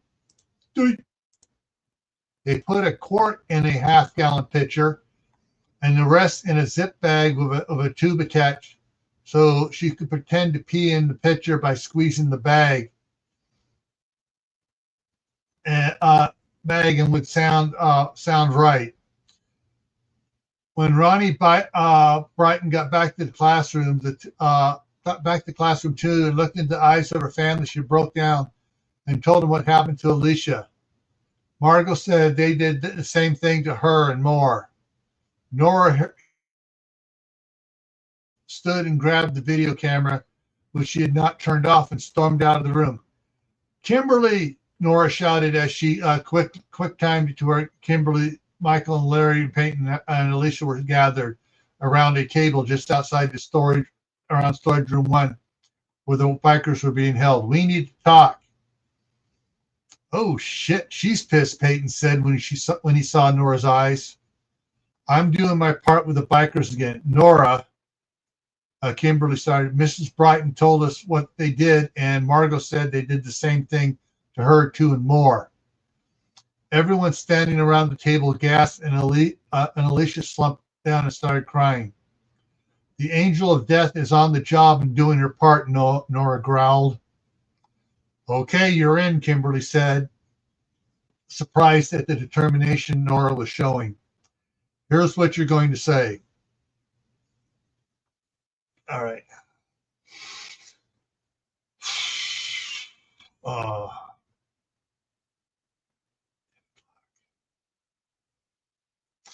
Let me think here now. Yeah. Ew. But hey, I was raised on a farm. There's some other weird stuff I've seen other farm kids do too. So, prior to the interrogation, Michael had changed into his green archer outfit, and Larry and Peyton had added the I always forget how to pronounce this. The keffiyeh they wore in the Middle East to their outfits. Nora gave her introduction, added there'd be a bit of justice from 2 of their victims.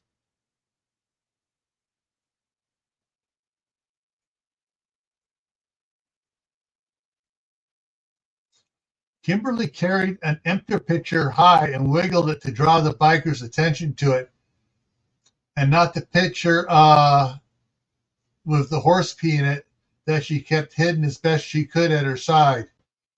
She set both of the pitchers down on the floor so that the table blocked the view of it. Alicia and Margot came in and pretended to pee in the pitcher. Then they poured it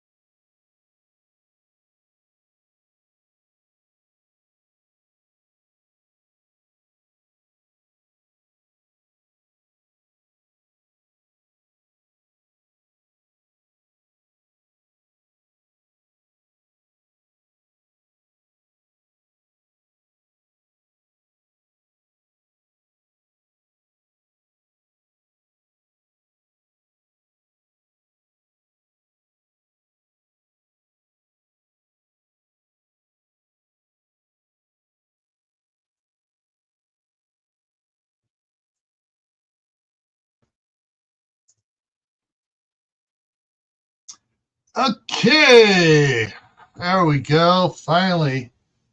Woof. Oh man, that was weird because certain things that I typed did not show up in the chat. Some I did showed up over there, and I have a feeling that other people were typing things in, and some were making it into the chat, and some were not. And all right, we got 5 people back in here. Oh man, so yeah. All right, so Nora gave her introduction, said there would be a bit of justice of the 2 victims. Kimberly carried an empty pitcher up high and wiggled it to draw the biker's attention to it.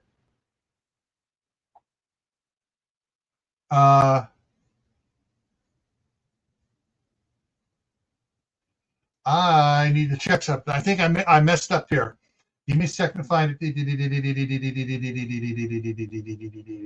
Yep. I forgot to put something in here. So I'm going to go back up here and put something in here. Outfits. They removed the duct tape from the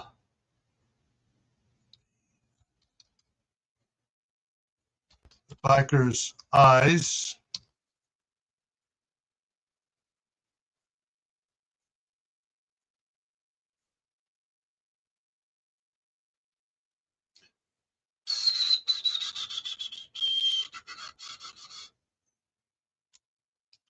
And then delete. There we go. Push together. Yeah. So what I did is I added. They removed the duct tape from the biker's eyes. Then Nora gave her introduction and added justice stuff. Okay. Drop this down. There we go. All right. Alicia Margot came in and pretended to pee in the pitcher. Then they poured it into 3 glasses. Michael produced a cattle prod and tested and said if they didn't drink all of it, he would activate it and force it up their butts. Alicia and Margot held the glasses as the bikers drank the yellow-orange liquid.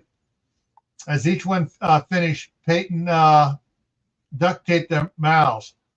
Then Alicia and Margot showed them the Ziploc bag with the tubes and told them it wasn't their pee, but horse pee they drank. The bikers started gagging and tried to vomit, but the duct tape held it in and they had to swallow it a second time. Then the twins left laughing. The interrogation started with the more seriously injured biker that didn't drink the horse pee. He had seen Kimberly pick up the 4-pound hand drilling hammer and hide it behind her back. When Nora, the angel of death, asked for his name, he tried very hard to give it until they removed the duct tape from his mouth. When he balked at one of the questions, Kimberly used the hammer so quickly he didn't have a chance to change his mind. As soon as that happened, the headphones were placed on the others so they couldn't hear the answers he gave. All right. Trying to keep myself properly awake here. So the answer he gave. Nora questioned him for nearly an hour. Several more times, Kimberly used the hammer.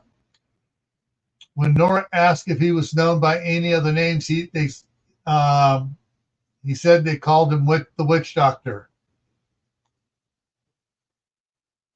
When Nora asked why, he said it was because he would eat from his victims while they were still alive. Nora slowly got up, calmly picked up the soldering iron, walked behind him, and whispered in his ear she liked her meat well done, and used it on his rectum. When the others saw it, they all started struggling violently to get loose. And a couple of them even broke or dislocated their own arm. Okay, that was a quickie. I lost both pictures here for a second, but it doesn't look like I'm looking over at YouTube on my Gray Man Prepping here, and it didn't get the circle of death over there. Yeah, he who hesitates is smashed, or he who just doesn't follow the rules of interrogation. All right.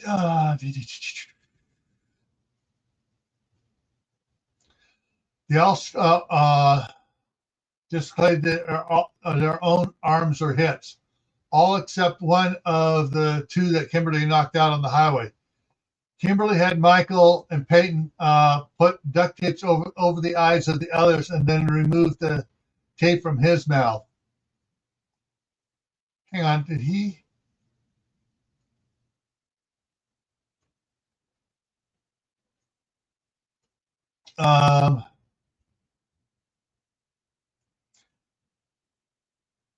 Hang on, I forgot to put something else in there.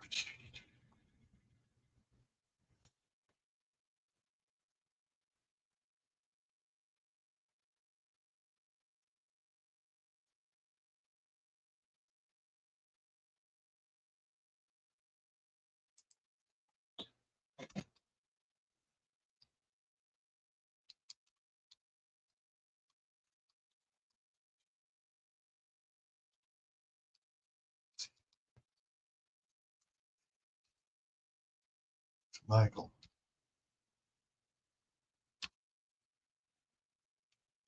See, Michael quickly, Quickly, quickly put DUC duct tape back on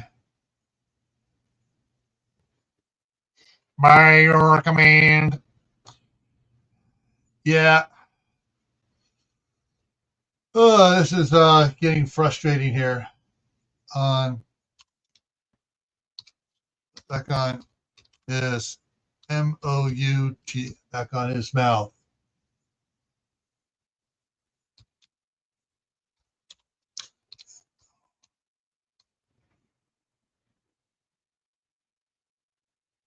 And did I put two spaces in there? Looks like I put two spaces in there. Yes, I did. Okay. All right. So I changed it up a little bit to add something. I forgot to put it back in there again.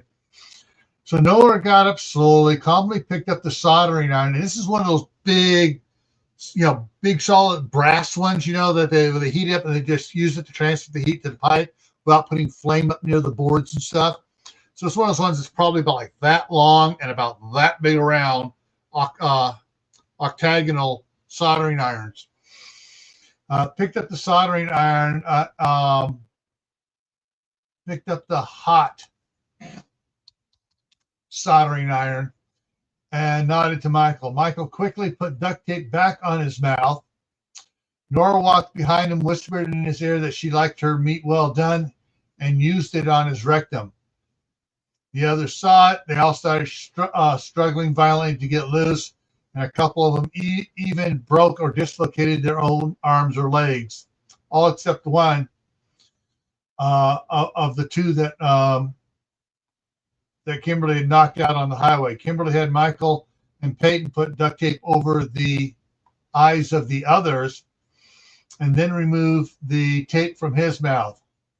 When she asked him why he wasn't afraid like the others were, he said he was, but that he was an undercover federal marshal and he had a way to prove it. Nora asked him his name, and he said Nora asked him his name, and he said that that in the gang he was called Flag or Charlie Flynn, but his real name was Charles Finley. He prefers Chuck and hates Charlie. Then he said that there was a satellite phone in one of the saddlebags on his motorcycle. He said to get it and gave them two numbers to text a message of numbers of letters and numbers and number two. He said to wait 10 minutes for the coded response. He said the response was a certain set of numbers and letters. They would need to call another number for voice confirmation. When Nora asked why he had a sat phone, he said he had told Granite, the head of the. Okay, that was weird. I saw the flicker and the everything but me disappeared, and then everything came back, and I disappeared with a circle there. Yeah. Anyways, let's get back to this. He said that he told Granite, the head of the chapter, that cell phones could be traced to which tower the phone had connected to, and that would give its location up to a mile point for the law to look for them. The satellite phone could be traced to which satellite, but it had a 300-mile possible grid to look in. After that, he was the communication specialist for the chapter. Peyton got a description of his motorcycle and left to check it out and see if he could find the sat phone. As Peyton was going out the door, Michael whispered to him, "Have the Houstons come watch the CCTV." When he got out of the room, Peyton was surprised to see the Houstons watching the interrogation with Benjamin, Janet, and Monica, Jake, Bob, and Dan. They all were taking their own notes of what they saw and heard.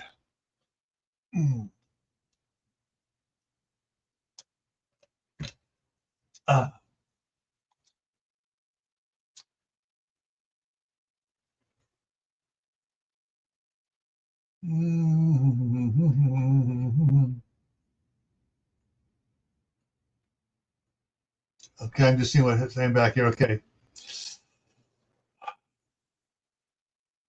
Blah, blah, blah. Change that from he to Peyton.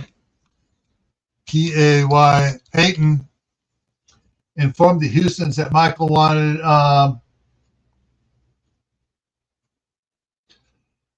informed the Houstons that Michael wanted to come watch. Come watch.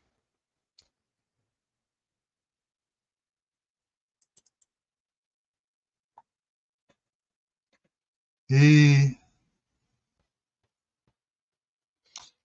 then said that if they could get into uniform just in case he wanted to in case Michael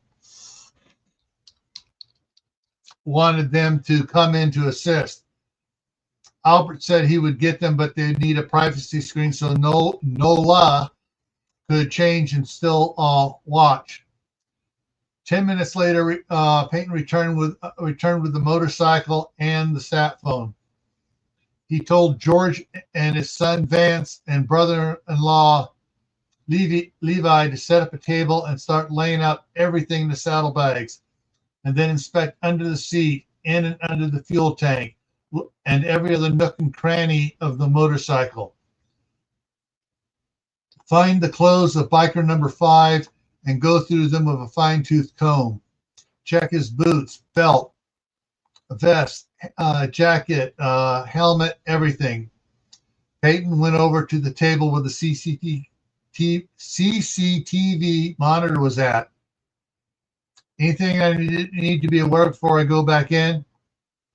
Not particularly. He appears to be telling the truth so far as what she is.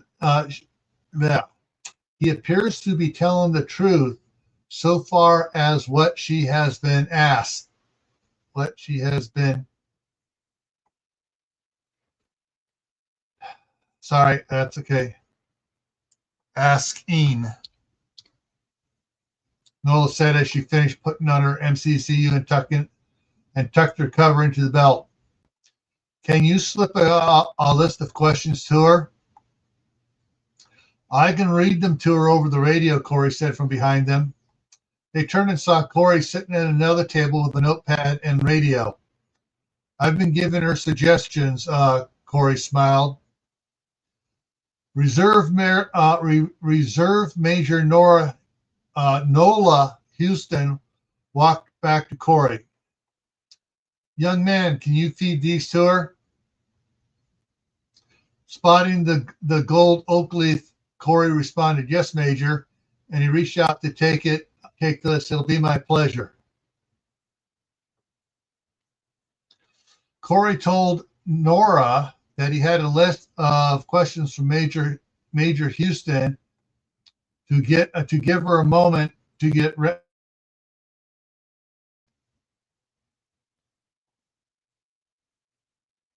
Corey told Nola that he had a list of questions to give her to give her.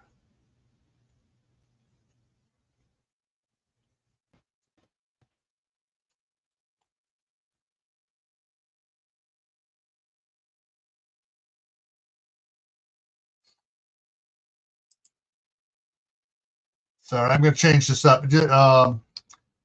and take this out to give her and to get ready to copy them down. Then on her signal, he started relaying the questions. Then Nora started asking them. They started out with questions about minor incidental things, and then moved on to major crimes. And moved on to major crimes that Charles Finley had to commit to maintain his cover. The final two questions worded as statements of fact to trip Charles up. How? Yep. Oh, man. There is definitely words disappearing out of this from the last time I read it, and went through it doing a silent editing months ago. How many people have you murdered as a member of Heaven's Devils? Noel asked matter-of-factly as she looked over the half-moon reading glasses that Corey had given her. He hesitated. How many? Kimberly screamed as she brought the hammer down, just missing Charles's little finger. Oh, yeah. How many? Kimberly screamed as she brought the hammer down, just missing Charles's little finger. Assassin, you missed, Nora exclaimed. Oh, shit. She quickly raised the hammer back up. One, Charles screamed. One murdered, killed five. The hammer hit the wooden table between his hands. Explain, snapped Kimberly.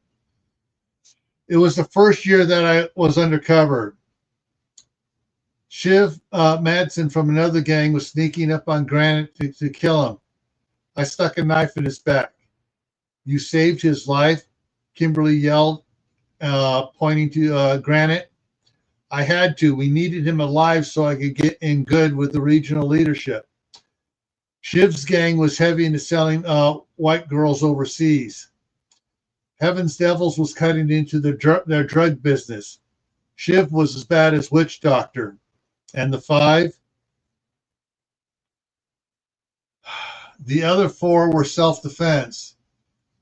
Three were other gang members in a bar but other gang members in a bar. I went into the restroom and when I was coming out, gunfire erupted. These three idiots were just shooting at anyone who moved. So I shot them from the alcove. They killed 8 bystanders, 2 Heaven's Devils, and 3 of their own gang. He took a big breath. The sergeant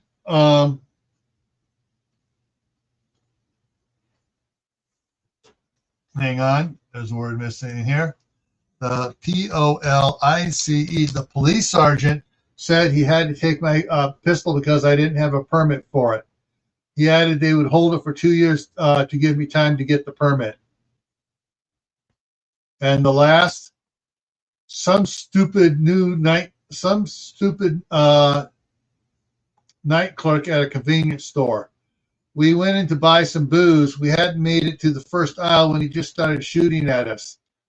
The store manager had left his gun under the counter, and it was the first time the kid ever held a gun. I'm not sure I hit him, but several of us did. Nora used her throat mic and asked Corey what the major thought so far.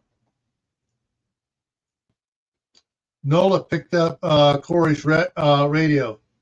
He seems to be telling the truth, but the last story bothers him. I think he really believes that he killed the clerk. Okay, Nora responded. I'm going to add one question before I ask your last one.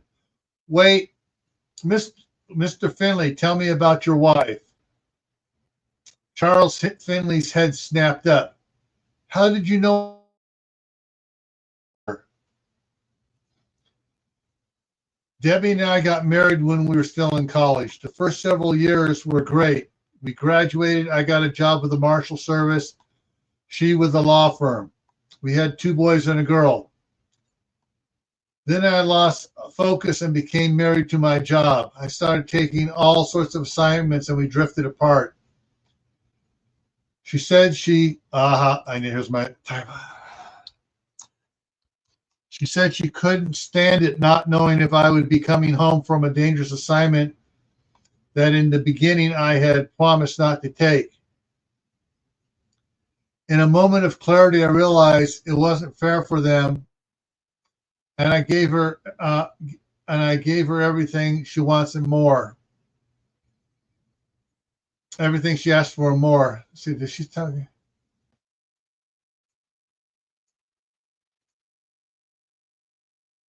Hang on, I need to put something in here.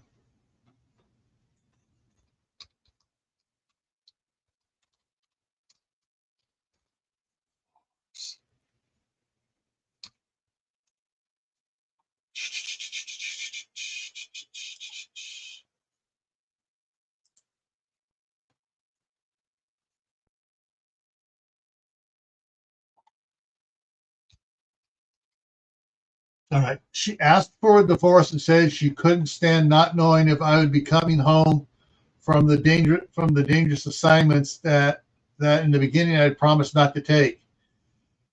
In a moment of clarity, I realized that it wasn't fair for them, and I gave her everything she asked for and more.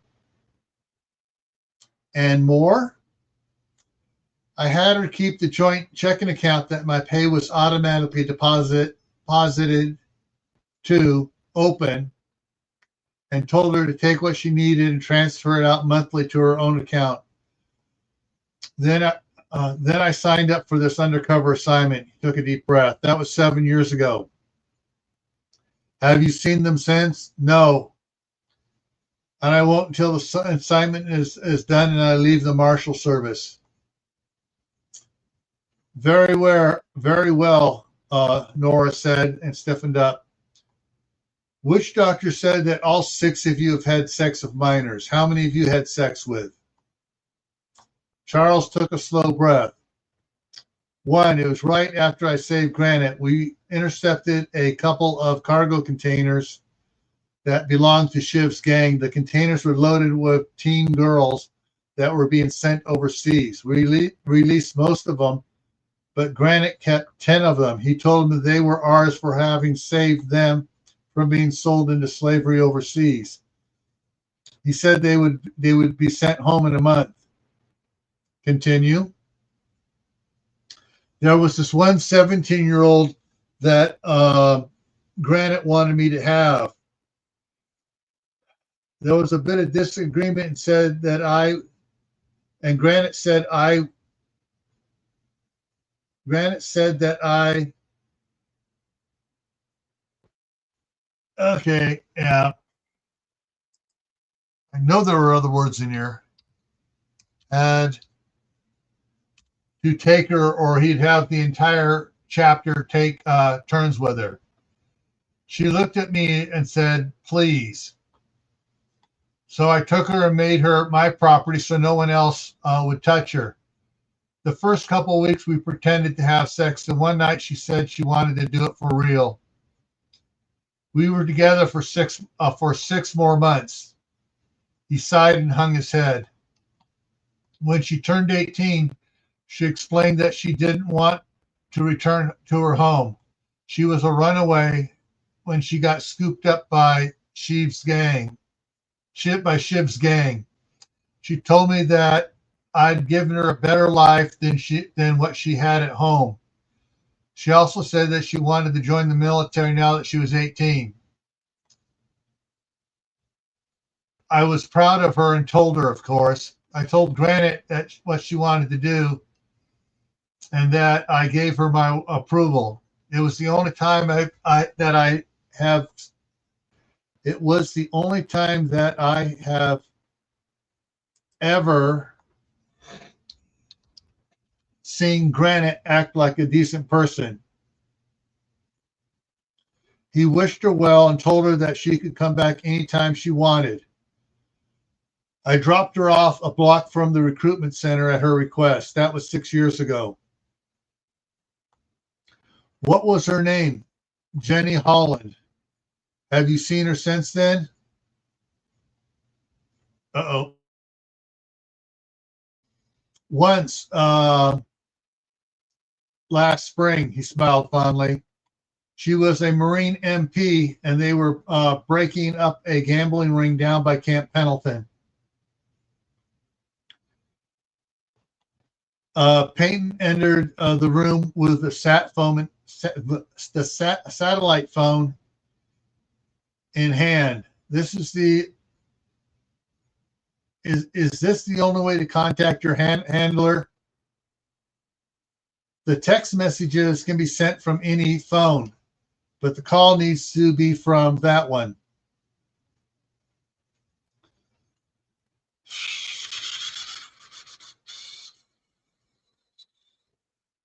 Nora pulled out her phone. We still have cell service here, but there's no telling if the receiving number is still activated. She entered the first number and text the message and the text message and push send. 30 seconds later, she got a red icon next to the message. She quickly entered and sent the second message. About a minute later, she received a text message back. She read it off to Charles. They want a phone call. The message translates to a new number. Ready, Nora said as she turned after she turned on the satellite phone. She entered the number Charles translated and pushed call. On the second ring, it answered. How may I direct your call? Identity verification for someone claiming to be an undercover federal marshal. He claims to be a Mr. Charles Finley. And you are? Commander Eleanor Smythe of MI6, currently assigned through your State Department to the DOD to assist military units capturing criminal gangs. MI6? State Department? Yes, the operation was facilitated by your CIA. Hang on. Let me put a couple more. One moment, please. Music began playing. I hope those office idiots don't screw me over. Hello, this is Stephanie Price. May I speak with the person you're trying to verify? That the person you're trying to verify the identity of? Steph, this is Charles. Prove it. When we first met, I was still married, and you were not happy with me for it. That's Charles. Only he would say that.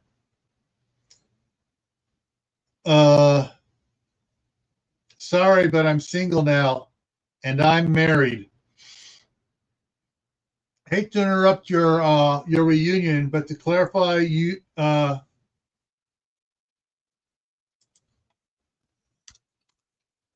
are collaborating this man's identity as one Charles Finley. Nora interjected. Yes, I am. Very good. We will get him cleaned up and clothed again, and he can check in for a debrief. Is there a particular number which he should call? Nora asked. Do you still remember my office number? Stephanie asked. I do, Charles replied. Call me there tomorrow, 10 Eastern. Will do. Thank you, Steph. Thank you, Steph. CHARLE,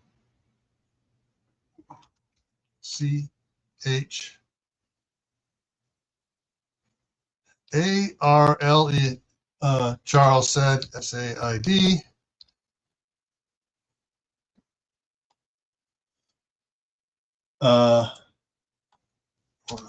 NORA.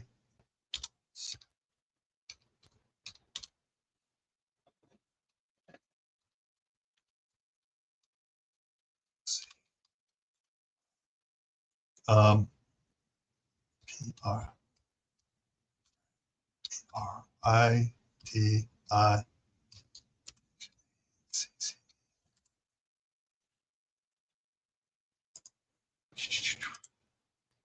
Thank you, Mrs. Price, for your indulgence in this matter. Goodbye, Nora said, still using her prim British accent. Goodbye. Michael and Peyton picked up cordless drills and began to release Charles. Okay. I thought I saw it. The big screen flickered, and then I went to the circle of death, and I thought I was going out.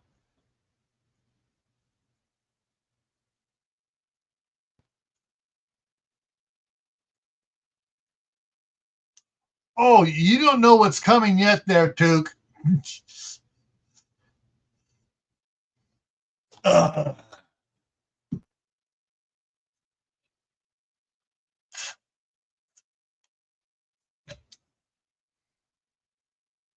They have something special for in line for all the bad ones, but yeah. Anywho, let's see,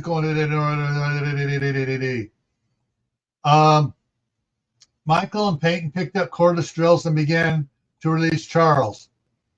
You need to check Granite's saddlebags for a black leather pouch. There should be a couple sealed envelopes in there with information that I don't have concerning Heaven's Devil's plans. One more thing.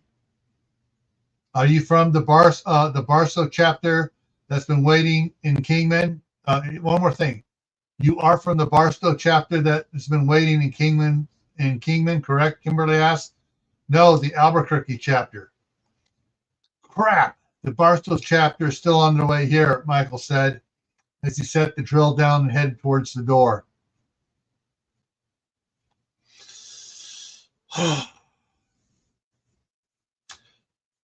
Bob had messages sent out to Fredonia, Kanab, Page, and Marble Canyon that the last group was from Albuquerque, not the group they were expecting from Kingman. All locations reported they would be keeping an eye out for the Kingman group and any others. When Charles was out of the room, Nora had Peyton remove the headphones and duct tape from the eyes of the bikers.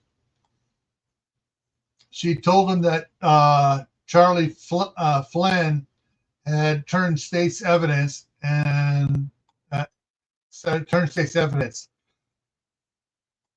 She then said that they would not be granting immunity to anyone who bragged about doing what Witch Doctor said he did. She pulled the FN 5.7 pistol, which Benjamin had given her from one of the U-Hauls, and shot the Witch Doctor in the head. She holstered the pistol and spoke slowly.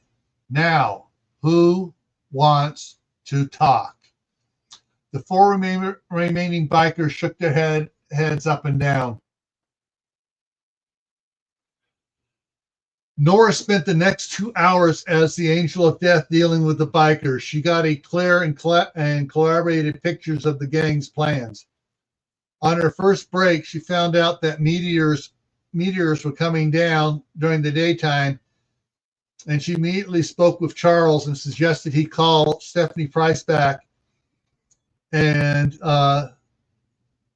start relaying all the details of the plans before they lost the ability to communicate with satellite phones permanently. She also suggested they set up a ham radio frequency or two to communicate when that happens. Nora had one last bit of fun with the bikers.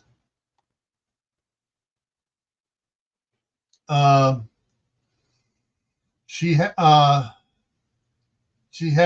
Corey help remove her black molded skull half mask on the balaclava and blackout face paint. Then she informed them who she was and told them to think about how a 17-year-old girl broke them. Colonel and Major Houston were still watching when Nora unmasked herself to the bikers. They were just as shocked as the bikers were. That's not supposed to be capital, that's supposed to be lower S. When she finished and left the room, they turned to confront her and found Kimberly and Michael standing beside them. Who are you people? Kimberly sighed. That's a long and complicated story. No, it's not, Nora interjected.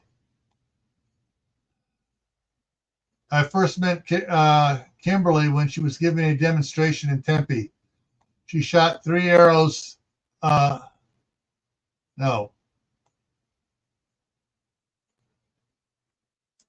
It's not 3 arrows. It was 6 arrows.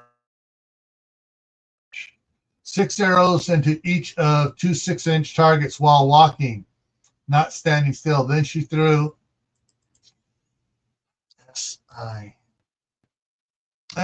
6 knives into both targets while walking.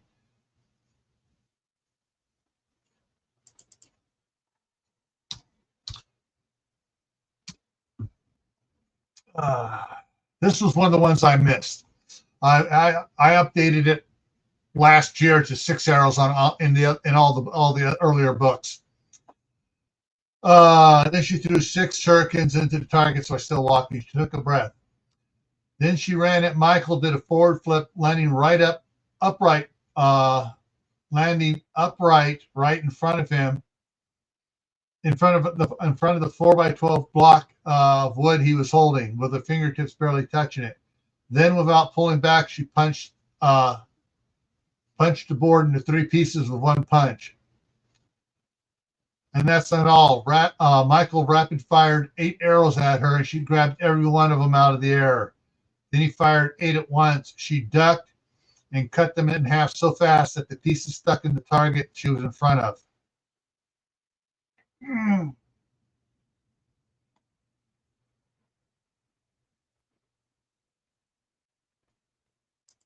Hang on, you put something in there. And with her katana, she cut them in half so fast that the pieces stuck in the target she was in front of. Her father was Major James Jackson, United States Marine Corps FORCON. He started training her when she was 4 years old. She is a 3rd level instructor of Jeet Kune Do, which is the martial art Bruce Lee developed. When she was 7, she started training from Diana Lee Inosanto, Bruce Lee's goddaughter. She has also studied under several other martial arts instructors as well.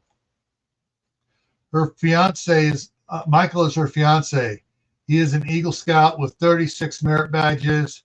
He has earned the Denali Award, the highest in varsity scouts. He's also earned the Summit and Rangers Award, the highest in Venture Scouts. He won every archery competition he has entered in the last 3 years, including his division at the state archery competition this summer. He never misses. Together they are known as Kimberly Jackson, the real life Juby Chan, and Michael Moore, Archer the Super Scout. And what about you? Well, hang on. In a week, Juby Chan has turned me from this whiny airhead mall brat cheerleader who couldn't run faster than a slow jog around the school track and was afraid of getting her hands dirty in fear she'd break a nail. She slipped into her British accent. Into Sniper Commander Eleanor Smythe of MI6 with 25 confirmed kills, who can break the hardest outlaw and run a mile with a pack on, Nora smiled proudly. Nola's mouth hung open for a couple seconds before he spoke again. How do you do that? I was totally convinced you were Commander Eleanor Smythe of MI6. I mean, you slide so easy between that persona and the teenage girl and do it so honestly. Nora held up the black molded skull half mask on balaclava, and looking at it said, "When I put this on, I am Eleanor Smythe of MI6. I play the part because that's who I have to be. But you are lying to federal agents. So? The government has been lying to the people for decades. On decades. We needed to verify that Charles was a federal marshal. Which truth do you think would have done that? Commander Eleanor Smythe of MI6, or hi, we're a bunch of 17-year-olds and we killed over 250 Heaven's Devils. Among the 6 that we captured alive is one claiming to be an undercover federal marshal. Can you verify he is or isn't an undercover marshal for us so we can decide whether we're going to kill him too?" Nola looked at her husband with total confusion. "Honey?"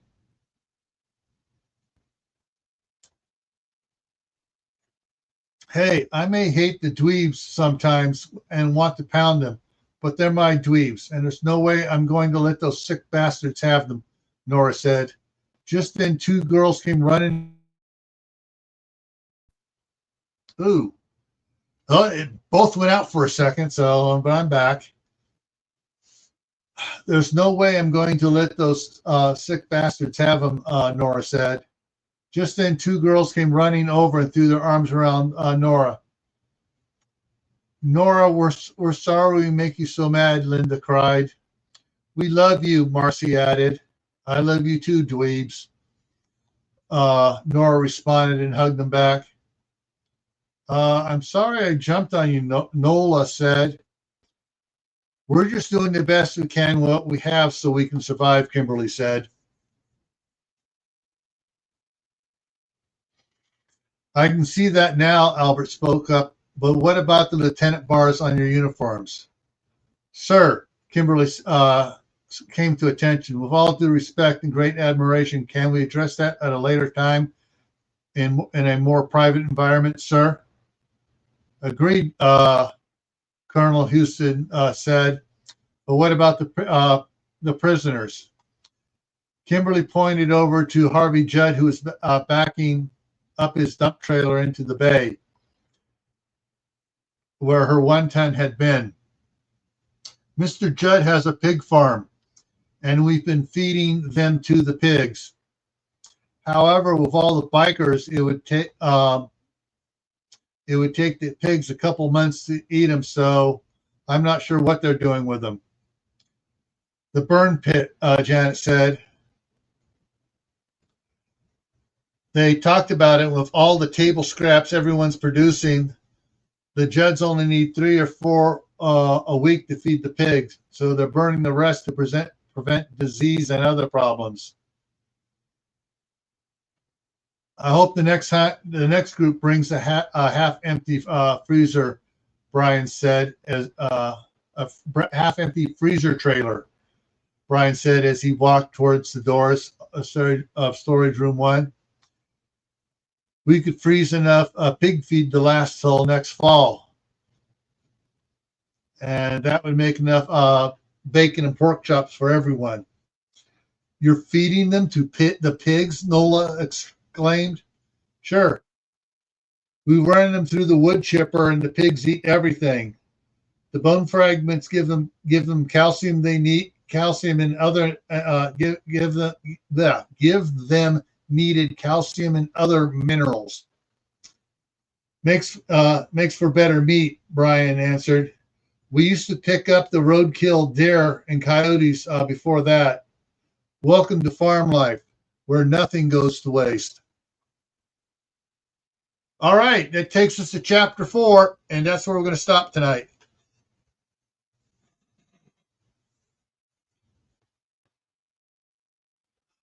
Yeah. Oh, all right. So, here's one of the things I do. I have, oh shoot, I lost it. Let me bring it back up here. So for each novel series, I have a different spreadsheet. And 127, this one here is, okay. So, I think this up, crap, it's going to the small one. No, it's opening all the way up. I use an Excel spreadsheet to, what the heck happened here? Oh, it moved over there. Wrong one. Okay, there we go. It opened it over the screen here in the other one. Okay. So I track on this. I got different tabs. I got people. I got different things about different things going on. That, like, I got the different chapters of the book. I got the titles of all the books that are going to be in this series here. I got information about Heaven's Devils, where the chapters are, when they capture them, when they go up against them, how many they kill, and other information. I got USNC Marine Corps vehicles that they wind up with. Timeline tracking. So I track timelines and everything else here as it goes through stuff. And what's Clark's?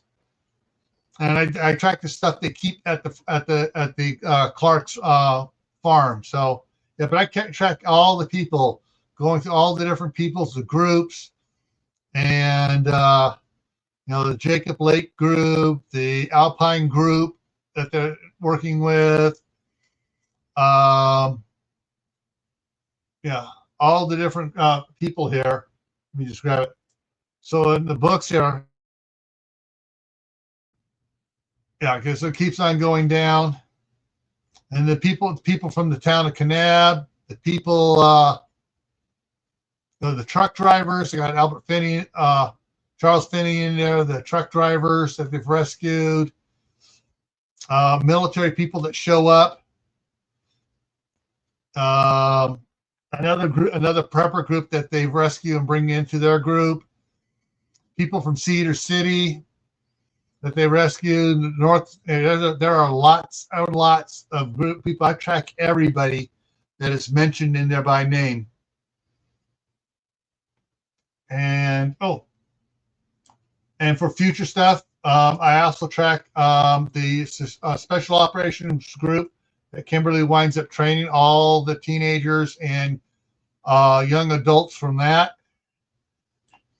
I track all the military, really all the military people that come in that they that re-enlist. Yeah, it's a lot of stuff I track on this for all the different books. Every series of books has its own spreadsheet. So drop that down. So yeah. Actually, all right. So what I'm doing in Excel isn't that hard to do. I'm just using it so I can sort stuff and move people, and I can easily move people around. It's easier than building a Word doc like this, where you got the lines in to try to track them. this, trying to track stuff this way is harder than it is in a spreadsheet. I can use a spreadsheet more efficiently to track and the stuff. So it's not that hard to use Excel to do this. But now, hang on, let me go ahead and mark this here up here real quick. So this is where I'm going to be starting out tomorrow. Boom, there we go. Hit save for all that stuff there. And then I can bring myself down here like this. But yeah, that's what that's how I track my novels and stuff. I tried tracking stuff in a Word doc, and I found it more cumbersome. I don't have to use all the formulas and stuff in Excel. I just use it. I do Mark Collins, persons. Person's first name or last name, age, special things about them, characteristics, and then I can also go and use the notes feature to put in other notes that I don't have a column for on certain people.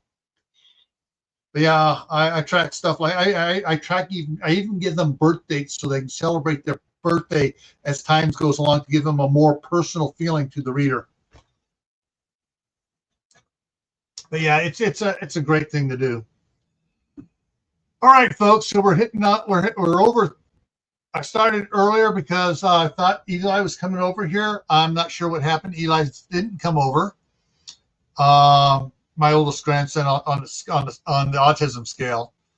So I'm going to go ahead and wrap it up now, and we will pick this up tomorrow morning. Tomorrow's Monday. We'll pick it up at 11 o'clock Eastern time.